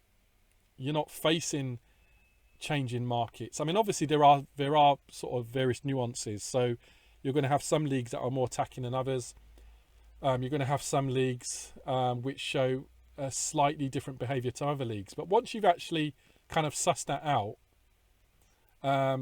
then you can actually be quite confident that, unless you're the sort of person that will sell your edge to the market, then obviously if you were to sell it to the market, then that can have and when I say sell it to the market, I mean, you know, package it as a product and then start selling it to thousands of people online. That can then impact your edge. I mean, for instance, one of the reasons why I can't give you the full bells and whistles and every iota and every cross of the T and dot of the I in terms of what I do is because there are certain markets I trade where if I was to actually give chapter and verse, that could affect the edge I have, because of the fact that the market isn't as liquid. And if thousands of people go into that market trying to do the same trades I'm doing, then that could actually change the dynamic behavior of the price, which actually makes it not something that's viable. And so it's very important that if you do find an edge, that you treat it as your holy grail.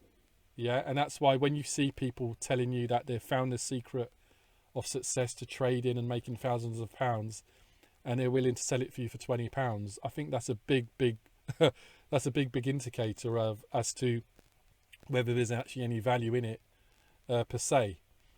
So these are some of the things that in sports trading which help me to make quite an easy decision as to why sports trading for me is definitely more than cryptocurrency. Now, obviously with sports trading, the markets are not going to be as liquid as financial markets. I mean, financial markets. So I think, this is actually going to lead on to something I'm going to talk about now. But so there can be some limitations based on the level of size you're putting on. But as the lone ranger like me or you, that's not something we should really be worried about. Now, over the last sort of 5, 6, 7 years, there has been a trend happening where there has been an increase in the number of sports hedge funds. Now, one of them, Prima from Australia, headed by Brendan Poots, is one that's got quite a lot of publicity, because Brendan Poots was actually somebody that was involved in cricket a decade or two ago. And so when he decided to go into setting up a sports hedge fund, obviously it was easy to get publicity as somebody that was already familiar with gambling and being involved in cricket and sports. But there have been others like Stratagem. I mean, Stratagem is a very interesting institution, because they're headed by somebody whose background is actually financial trading. And so just like myself, what he's trying to do, what he's attempted to do, is rather than coming at sports speculating from the sort of traditional sports betting, sports arbitrage and sports betting type of approach, he's coming in with an ammunition of principles from financial trading, which he's then using as an opportunity to create revenue and create profit in sports markets. So Stratagem was clearly an organization that resonated with me, because I could see there was a lot of parallels between what I'm doing and what they're doing, except, we're obviously doing it to the nth degree because of resources, because of funding, and, because of the expertise of the people that are involved in management. The actual head of stratagem is a guy called Andreas. He's a Greek. I believe he's Greek. And as somebody that comes from a background of quant trading, algorithmic trading, a lot of what Andreas is doing is algorithmic trading and quant trading within sports, and treating sport as a financial product. And I thought it would be great just to hear a couple of clips from what he has to say, because it definitely kind of gives you a bit of an inside leg measurement as to what he deems to be very important in his particular approach. So let's see what Andreas has to say.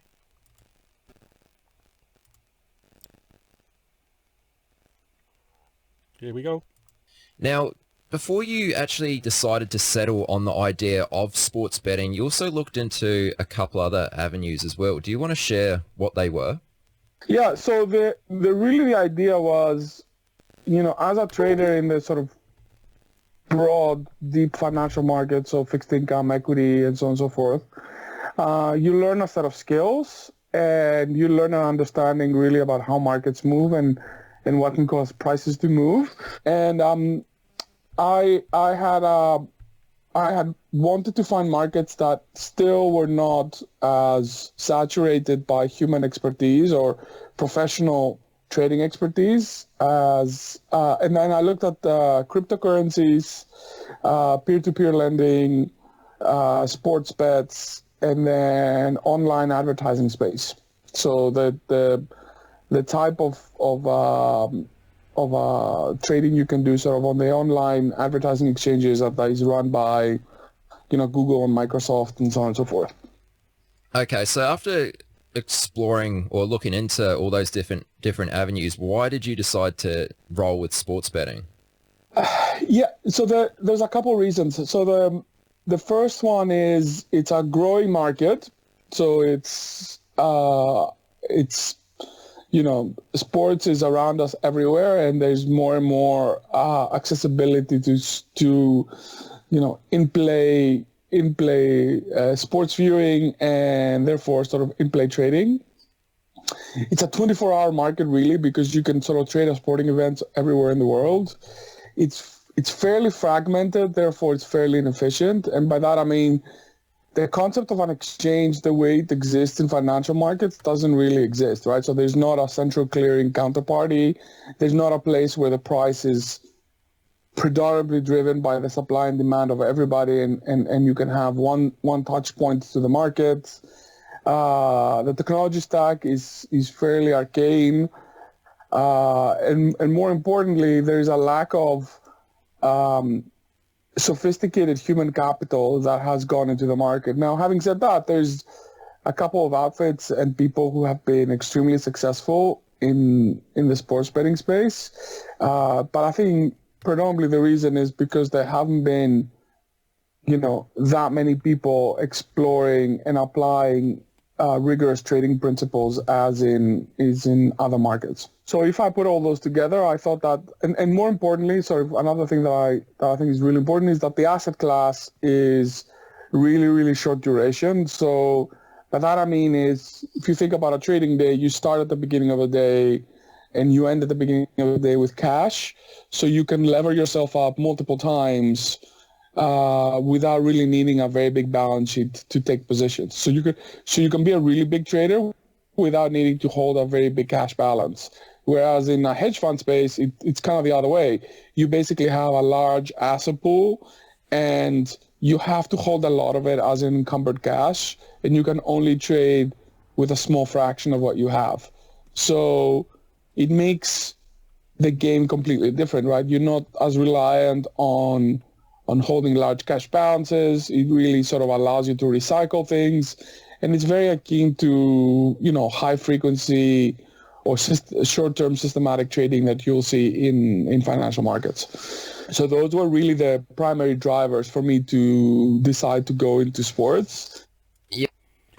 So that's Andreas just giving a bit of insight into the drivers why he decided to enter sports as opposed to some of the other fast-moving asset classes like cryptocurrency. So just thought I'd just play a little bit from him, which I thought was quite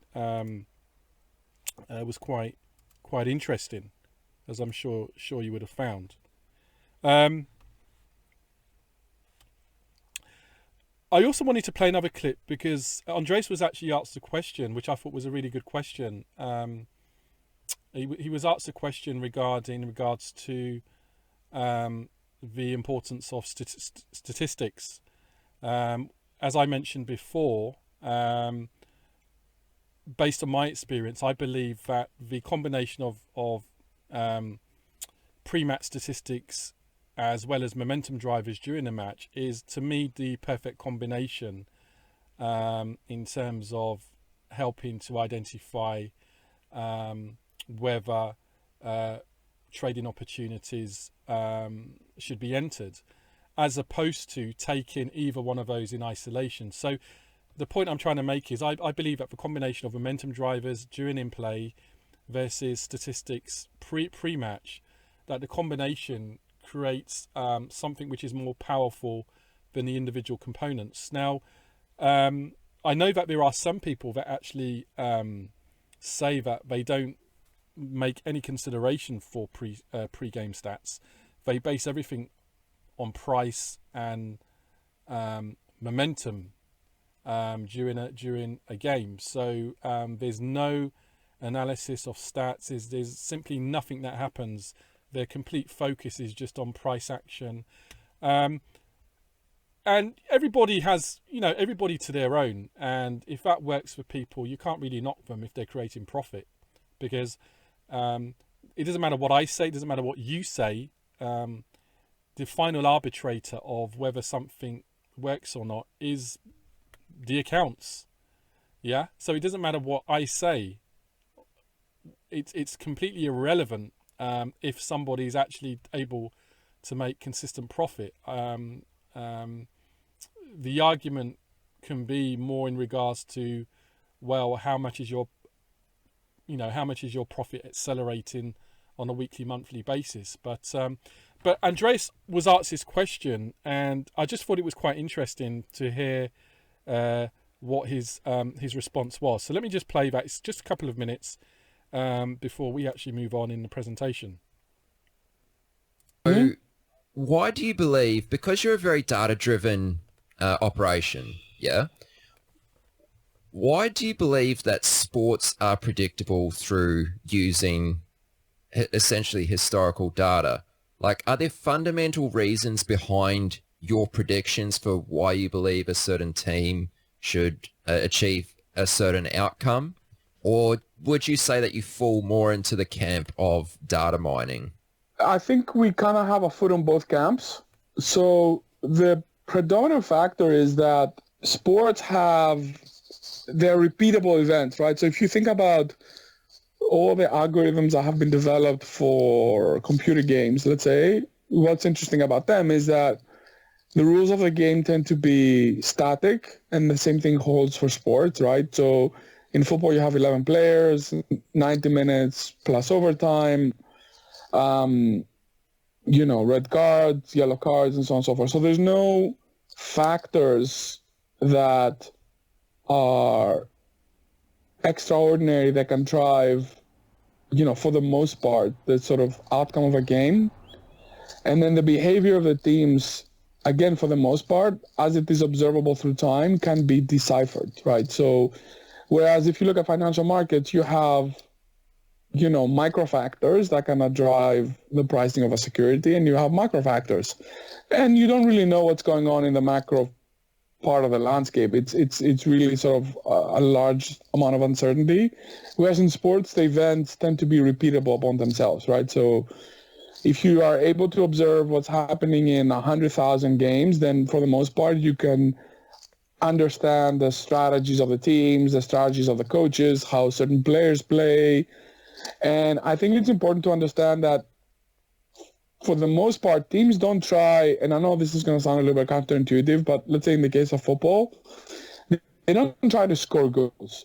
They try to put themselves in situations of high expected value where they have the highest chances of converting those situations into a goal. By that, I mean, if you think about a shot on goal that happens on 3 yards or 5 yards outside the box with 1 or 2 defenders, that has a lot higher value than a goal that gets scored from a free kick, 25 yards out from an angle with 11 players in front of you, right? Those, you need to be able to look at those differences in how those situations result into an outcome. And I think the same thing goes for basketball, where if you look at the emergence of the Golden State Warriors and how they've been driving this sort of three-point shooting, well, really, what does that mean? It means that, maybe your percentage of hitting the three-pointers is lower than hitting the two-pointers, but the expected value of three-pointers is a lot higher. So, people, I guess, in the professional sports environments tend to look a lot at expected values, and we are kind of the same. So I think that's something that is very, very particular to sports. And I like the fact that there's a drift to it, and then there's variance around it. So if you can put your head around those two concepts, you can be really good at it. So I would say that's sort of the fundamental part. And then the other part is to really look at the motivation of the teams, right? So a team is a business like any other. So, teams want to do well because it results to a lot of money. So they will try to win specific tournaments, and then specific games will have particular value because they correspond to points and they're higher up the ladder. So you can actually think about their motivation. And if they have a game where they perform very well, very poorly, you can also look and measure the sort of impact it would have on follow-on games and so on and so forth. So there is a logic to it, which is, can I model those factors? Can I think about them in a parametric way? And then there's the unstructured way, which is, I have all this data. Can I make sense out of it? Are there patterns that can emerge? And then we kind of try to combine both. And, in some ways, we also try to sort of generate our own data by using, methods to extract information from live video, where we track players, information of players, and we look at those things to, again, ascertain all those aspects. So not just the expectation, but really how do teams play? Is there a particular part of the game that their energy picks up? Will they relax if they achieve a certain score line, and so on and so forth? So there were some interesting things mentioned by Andreas. One of them was the fact that, and it was actually consistent with what I was saying before, which is because the rules of football are fixed, it essentially means that when you do find an edge, most of the time it can last a very, very long time, because of the fact that the game is the rules are fixed, which basically means particular behaviors and patterns that you find in terms of data, in terms of how teams react, actually leads to a consistency in terms of how patterns form. And this was something that Andreas mentioned, which really does make sports trading quite distinct from financial trading, because in financial trading you have bull markets, bear markets, sideways markets, which basically means if you do have an edge, it's very difficult for that edge to perform consistently all the time, because it's all dependent on which particular type of market is actually at that moment in time.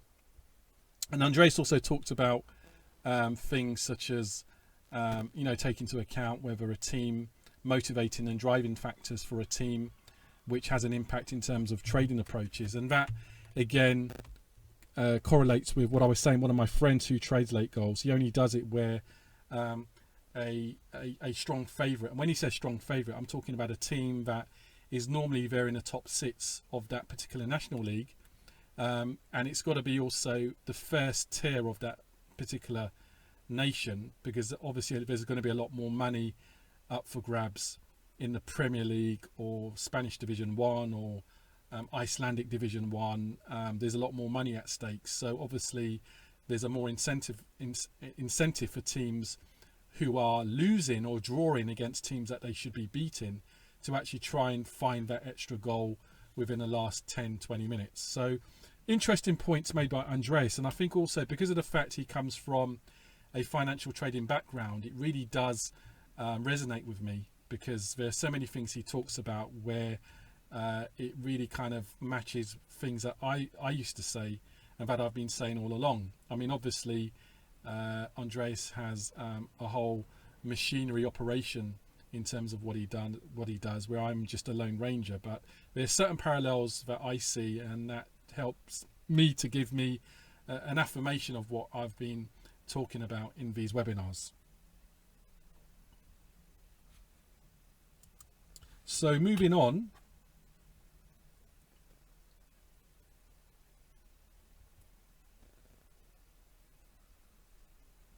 one of the things I wanted to touch on is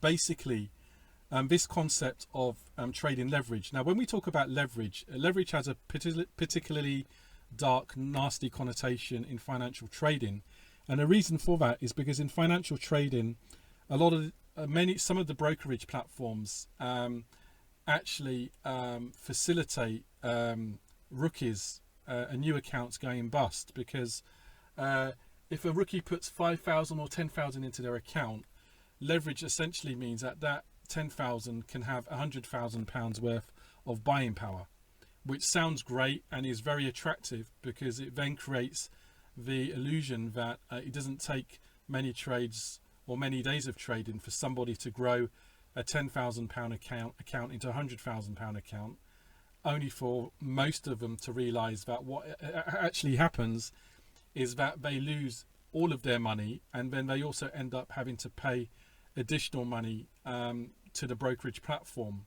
So it does have a nasty connotation, but when I talk about leverage, I'm going to be talking about it and contextualizing it in terms of what I do. And in order to start this discussion, I just wanted, this particular slide talks about a standard 3L model. Now 3L is basically in reference to the fact that my daily max loss is defined by 3 losing trades in a row, or 3 losing trades in the first 4 trades. Now, we talked previously in webinar 2 about premium hands, battle losing days, proceed with caution days.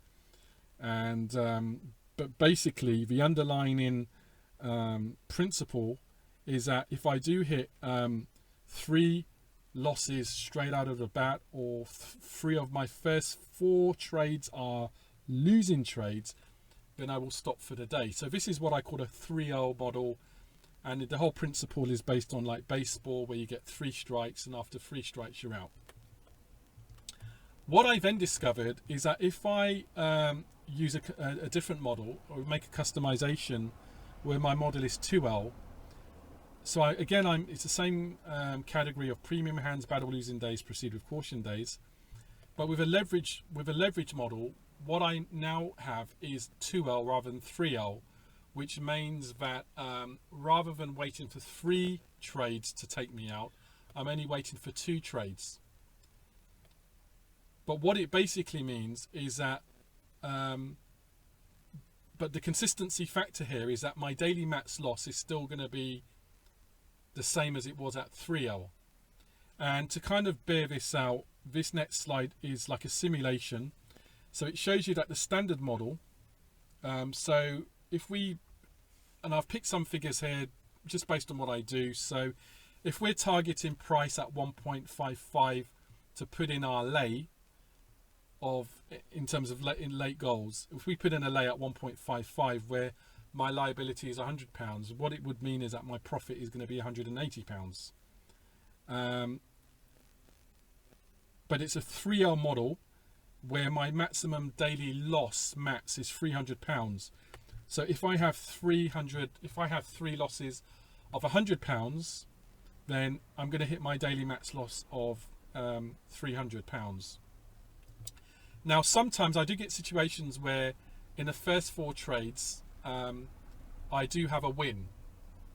So whether it was the first or second or third trade that was a win, but ultimately over the 4 trades, it's still 3 losing trades. Now, what happens in a situation like that is rather than me having a total daily loss of £300, my daily loss is going to be minus 120 because of the fact that I've had £180 profit, but then I've had 3 losses of £100 each.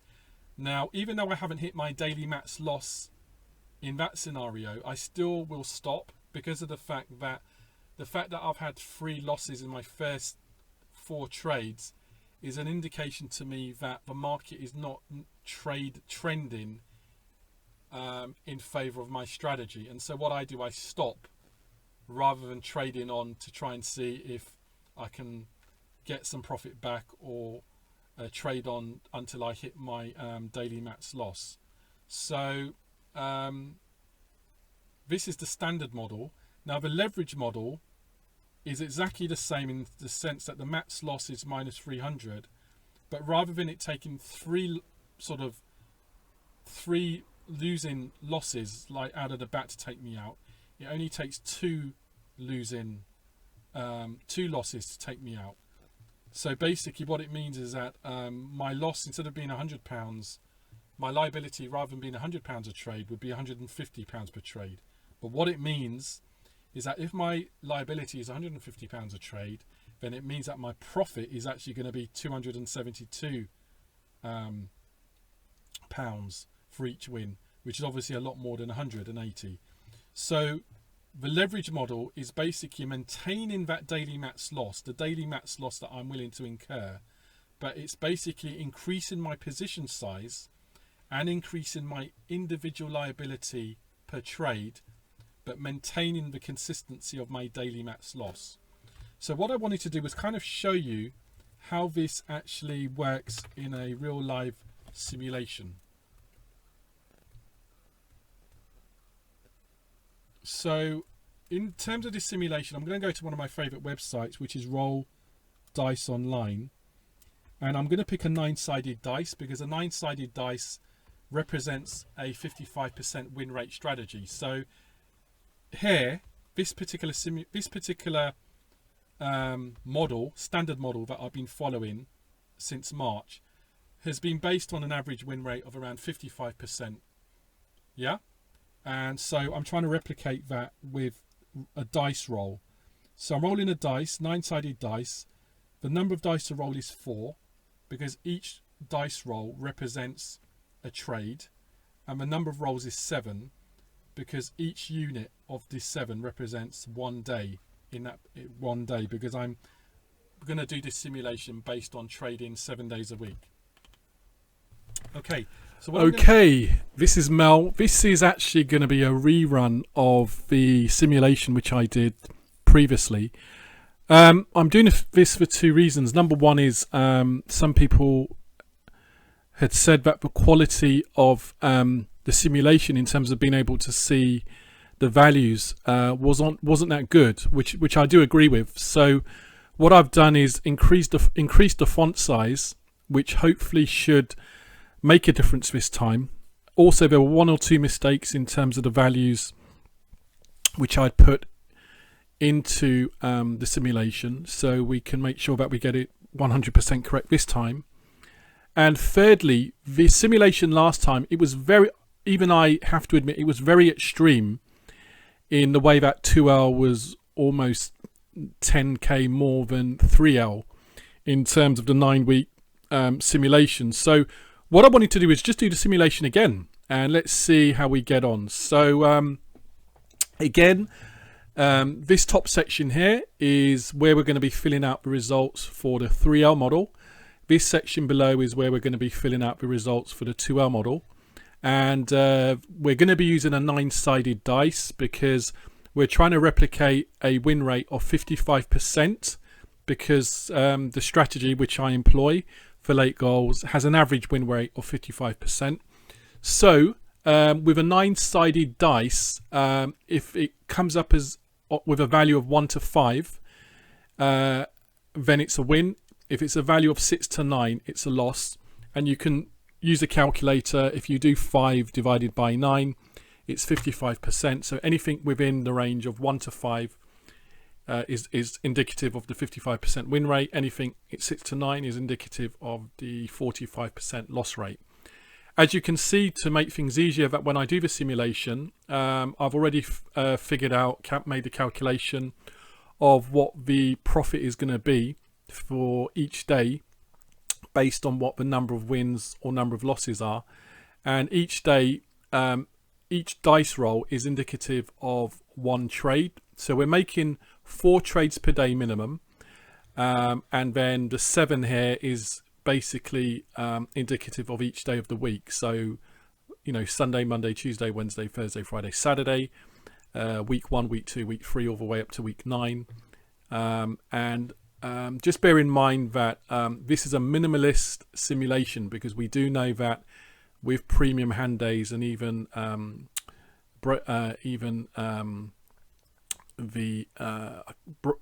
can't even remember the break-even days, or days where it's 2 and 2, and days where we've got a premium hand, we can in most cases still expand the trading beyond 4 or 5 trades to 6, 7, 8, 9 or 10. But what we're going to do here for the purpose of this presentation is just work with 4 trades per day. So let's roll and see what this brings us. So 7931. So here we've got a 3 and a 1, which means we've got 2 wins because it falls within the 1 to 5 range. And if we get 2 wins in a day, it's £160. So what I'm going to start doing is simply just going through this. 2891, 160, 1837, 160, 3269, 160, 1869 is actually minus 120, 5966 is minus 120, 5171 is 440. Week 2, so let's roll the dice again, is 2564, which is just 440. 4142 is 720. 67, that's actually a loss there. 5618 is 160. 2212 is 720. 2274 440, and 8377 is minus 120. So week 3, so I'll roll the dice again. 6912, we know that's 160. 522, so that's 160. 5223 is 720. 6223 is 440. 7674, that's actually a loss, because here, because we've already hit 3 losses, because 767, 3 losses, we discount the 4th trade because we've already been struck out with 3 strikes. 6456 is 160. 5399 160, and 6833 is 160. The great thing about doing this simulation again is really just to,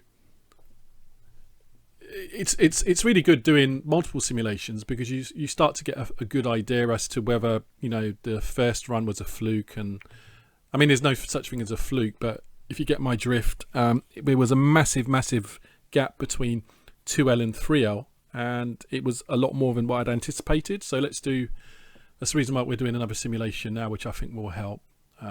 6912 160, 5223 720, 6223 is 440, 76 is minus 300, 6456 is 160, 5398 160, and 6833 160. So we're up to Week 5, 6842, 160, 97, that's minus 300. 2778 is minus 120. 6627, 120. 2318 is 440. 8587 is minus 120, and 720 there. So if we go to week 6,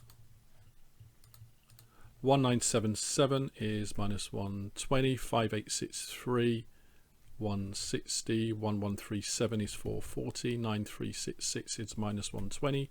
1294, 440. 7527, 160.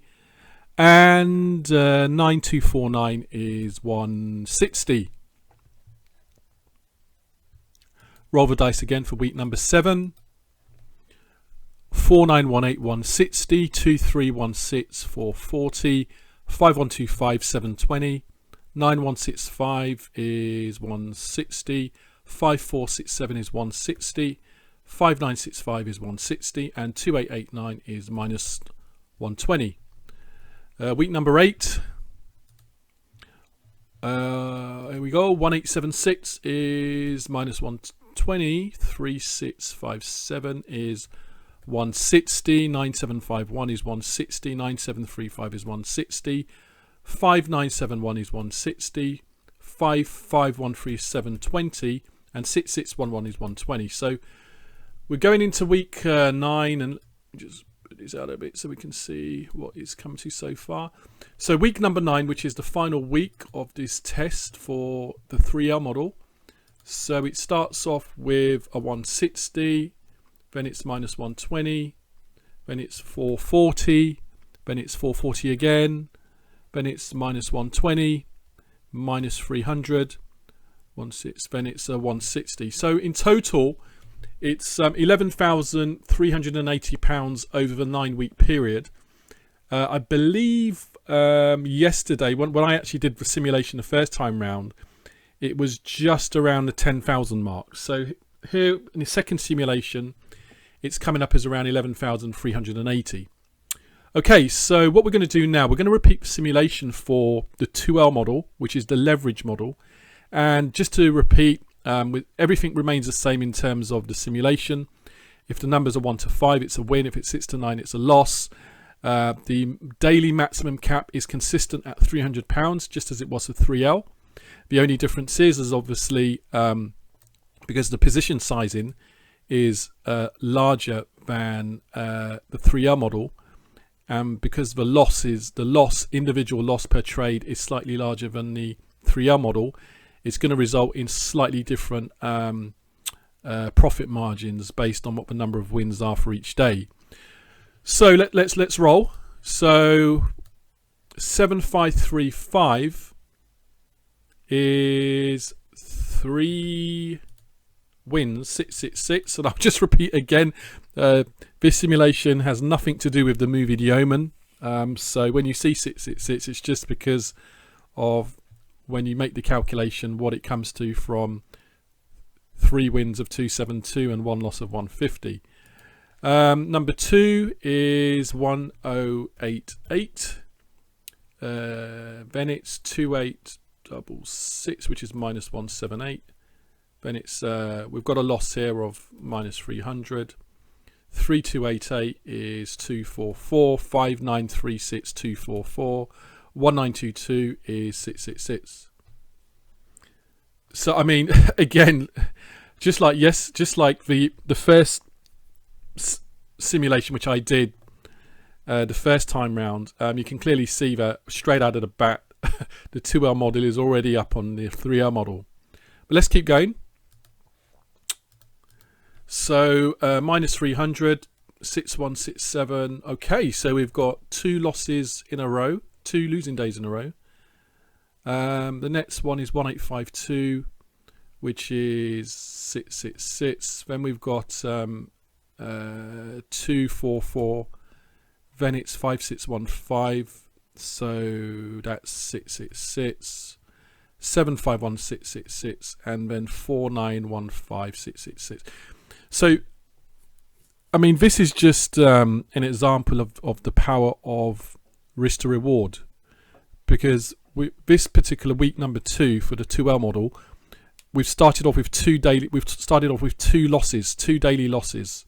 So a £300 loss on Sunday, £178 loss on the Monday, but by Saturday, we're £2,430 up, and that's the power of the reward to risk ratio, which I keep going on about, but it's something which really cannot be neglected or discounted in terms of its prominence, in terms of the style of trading which I implement. Okay, let's keep going. So week number 3. Okay.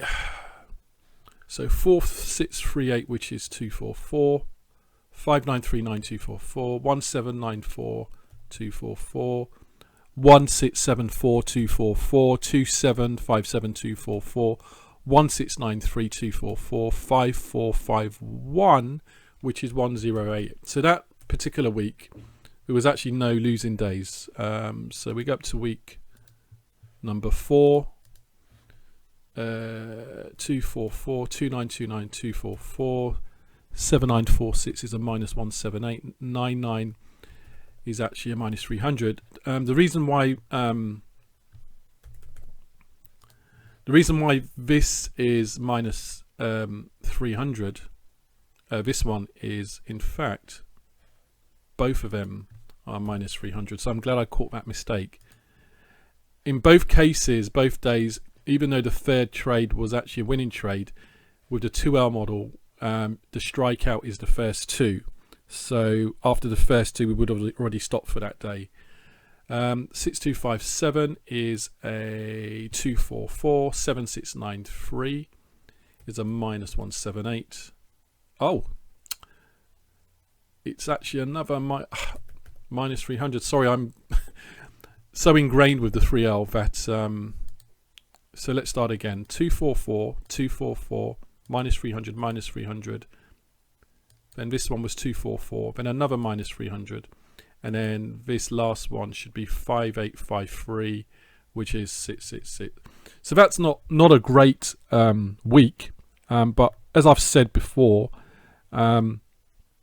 because of the way that standard deviation works, sometimes you can get 2, 3 standard deviation moves in terms of your equity results. So we know that normally the range of the weekly results for the 2L model is quite high. So when you get something like 498, we call this an outlier. Now normally what happens is when you get a week which is quite low, there is a process called mean reversion, which basically means that the system mean reverts back to what the norm is. It kind of mean reverts back to try and get back to the mean. So I would expect, and again I'm just making an assumption, I would expect at some point there should be a 3 grand or more day, some 3 grand or more week somewhere coming up. But I can be wrong, but let's press ahead. Because the reason I say that is because the 498 plus the 3 grand week divided by 2 would then bring the mean back to what we're kind of expecting. So let's roll. So 9216 is 244, 729244, 9139 is a 666, 1321 is a 1088, 1188 is a 244, 3222 is a 1088, and 4627 is a 244. So there we go. So we had a 3818, and I wasn't, this here is a random rolled dice online. It's random. You don't have any control over what it's going to display. But here we got a rebound or a mean reversion on what was quite a despicable result for week number 4. Okay, so rolling on. So, and look here, we've already caught up with 3L, even though there's 4 weeks left. So I'm really glad that I've rerun this simulation, because there could have been an argument that it was a fluke yesterday with the original simulation, because it was just, how on earth could it be so far ahead of the 2L the 3R model. But rerunning simulations is great because you start to see a consistency, and with consistency comes confidence. And you may remember when I was talking in one of the webinars about ideas becoming a belief, and what causes a belief is the evidence of the results, and that's what we're seeing now. Okay, so week number 6, 2153 is 1088, 5945 is 666, 5998 is minus 178, 4285, 666, 77 is minus 300, and then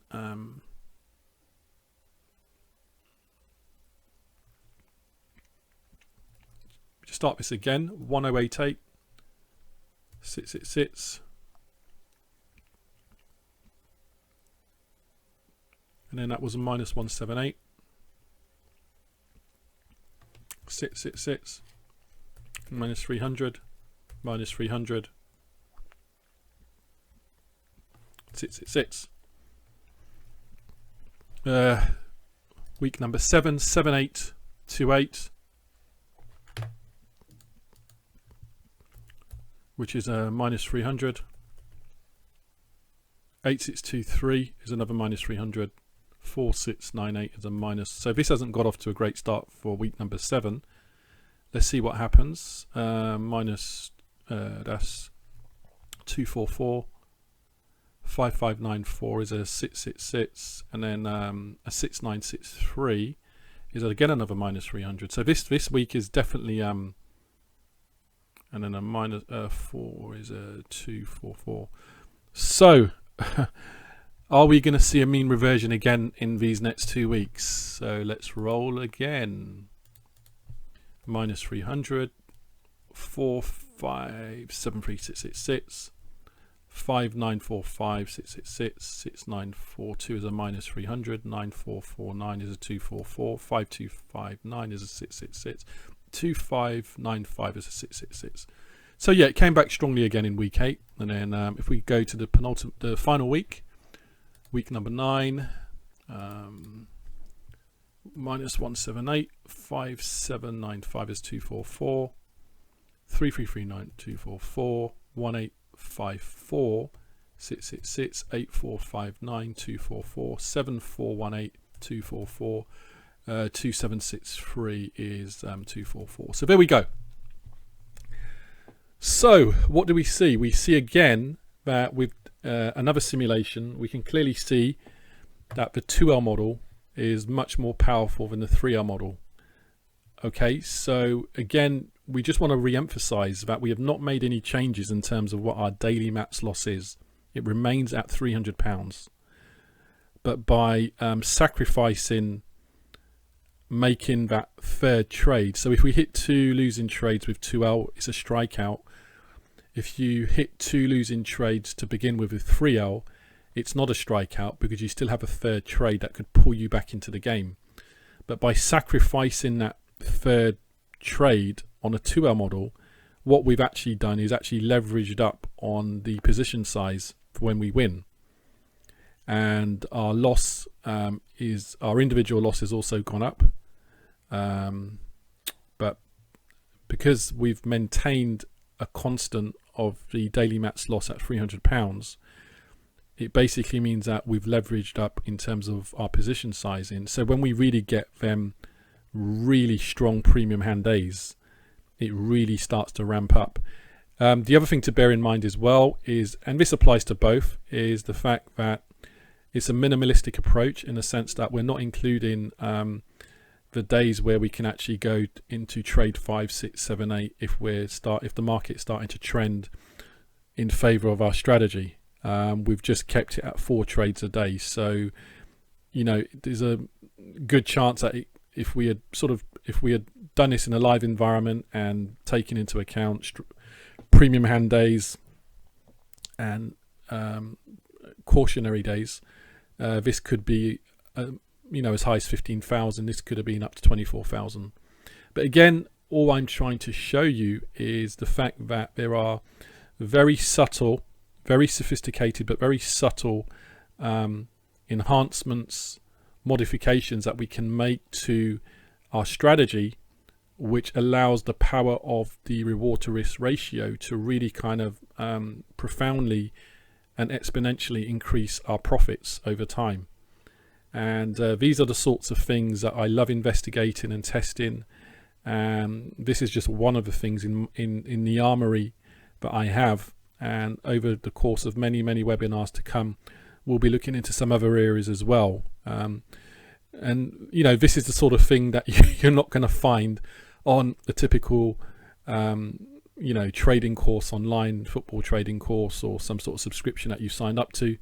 For me, it's not about saying here's method 1, method 2, method 3, method 4, method 5 in terms of football trading. What I'm more interested in is looking at deep-seated statistical fundamentals that can really help us to engage with what we're trying to achieve, and also help us to proliferate our profits in a way that other football strategies just can't do. I mean, I've seen other football strategies where they're talking about putting down your initial stake, and if you get back 50% or 70 or even 80% of your stake, it's a fantastic thing. But for us, in terms of how we trade, that's basically nothing. What we're looking at is to get at least 150% to 200% return, because you know we're eyeing a bigger prize.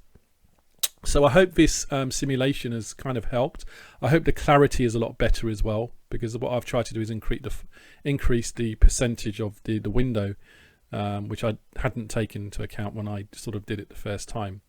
So yeah, so this hopefully is what I call leverage, and the great thing about leverage is that I'm using it on the basis of not having to increase your exposure. And that's one of the great differences between how I'm applying the leverage versus the sort of industry definition of leverage. Normally the industry definition of leverage is that you're increasing your buying power, but at the risk of increased exposure. And what I'm doing is increasing our buying power without any increase in terms of our exposure. And hopefully you can clearly see how this results when we compare the standard model of 3L to the leverage model of 2L.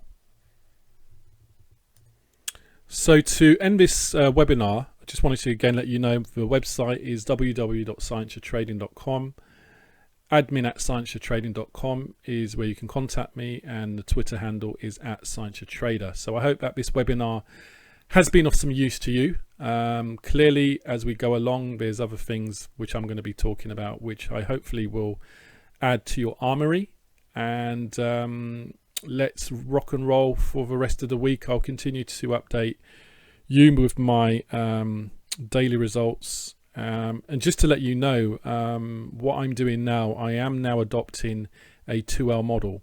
So, and when I say I'm adopting a 2L model, there is actually a variant of that. But I'm not going to go into that now. I don't want to be bombarding you with so many different things. So basically, from the beginning of this project in March till the end of May, I've been basing everything on a 3L model as much as I can. Now we're in June, I'm racking it up to a 2L model, but within that 2L model there is like another variant which I'm actually utilizing. So if you do see kind of weird things happening in terms of my results, variations, it's because I'm actually following a particular methodology which is quite powerful. But I don't want to bamboozle and really start going off tangent for now, because I know there are people that are following and trying to sort of take on the things that I've talked about, and if I keep changing the landscape it might become confusing. So if you're already working on a 3L model, stick with it, because with the 2L model it does require a certain change in mentality, because of the fact that you're now facing a possible increase in terms of losing days, because of the fact that the strikeout is 2 rather than 3, so you're not getting a third opportunity to pull things back. So there is a slight sort of mental shift that's required to migrate to a leverage model. And if you're working with a 3L model and it's been working, I don't want you to all of a sudden forget the 3L and go to the 2L, because you might find that you become unstuck.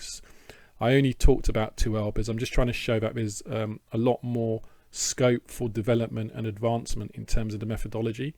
But if you're working with 3L and it's working, please stick with it, and only look at migrating onwards when you've mastered 3L. It's all about mastering what you've got before you move on to something else. So thank you very much, everybody, for listening. And again, it's been a great opportunity to share some of the insights with you, and I will see you again next week.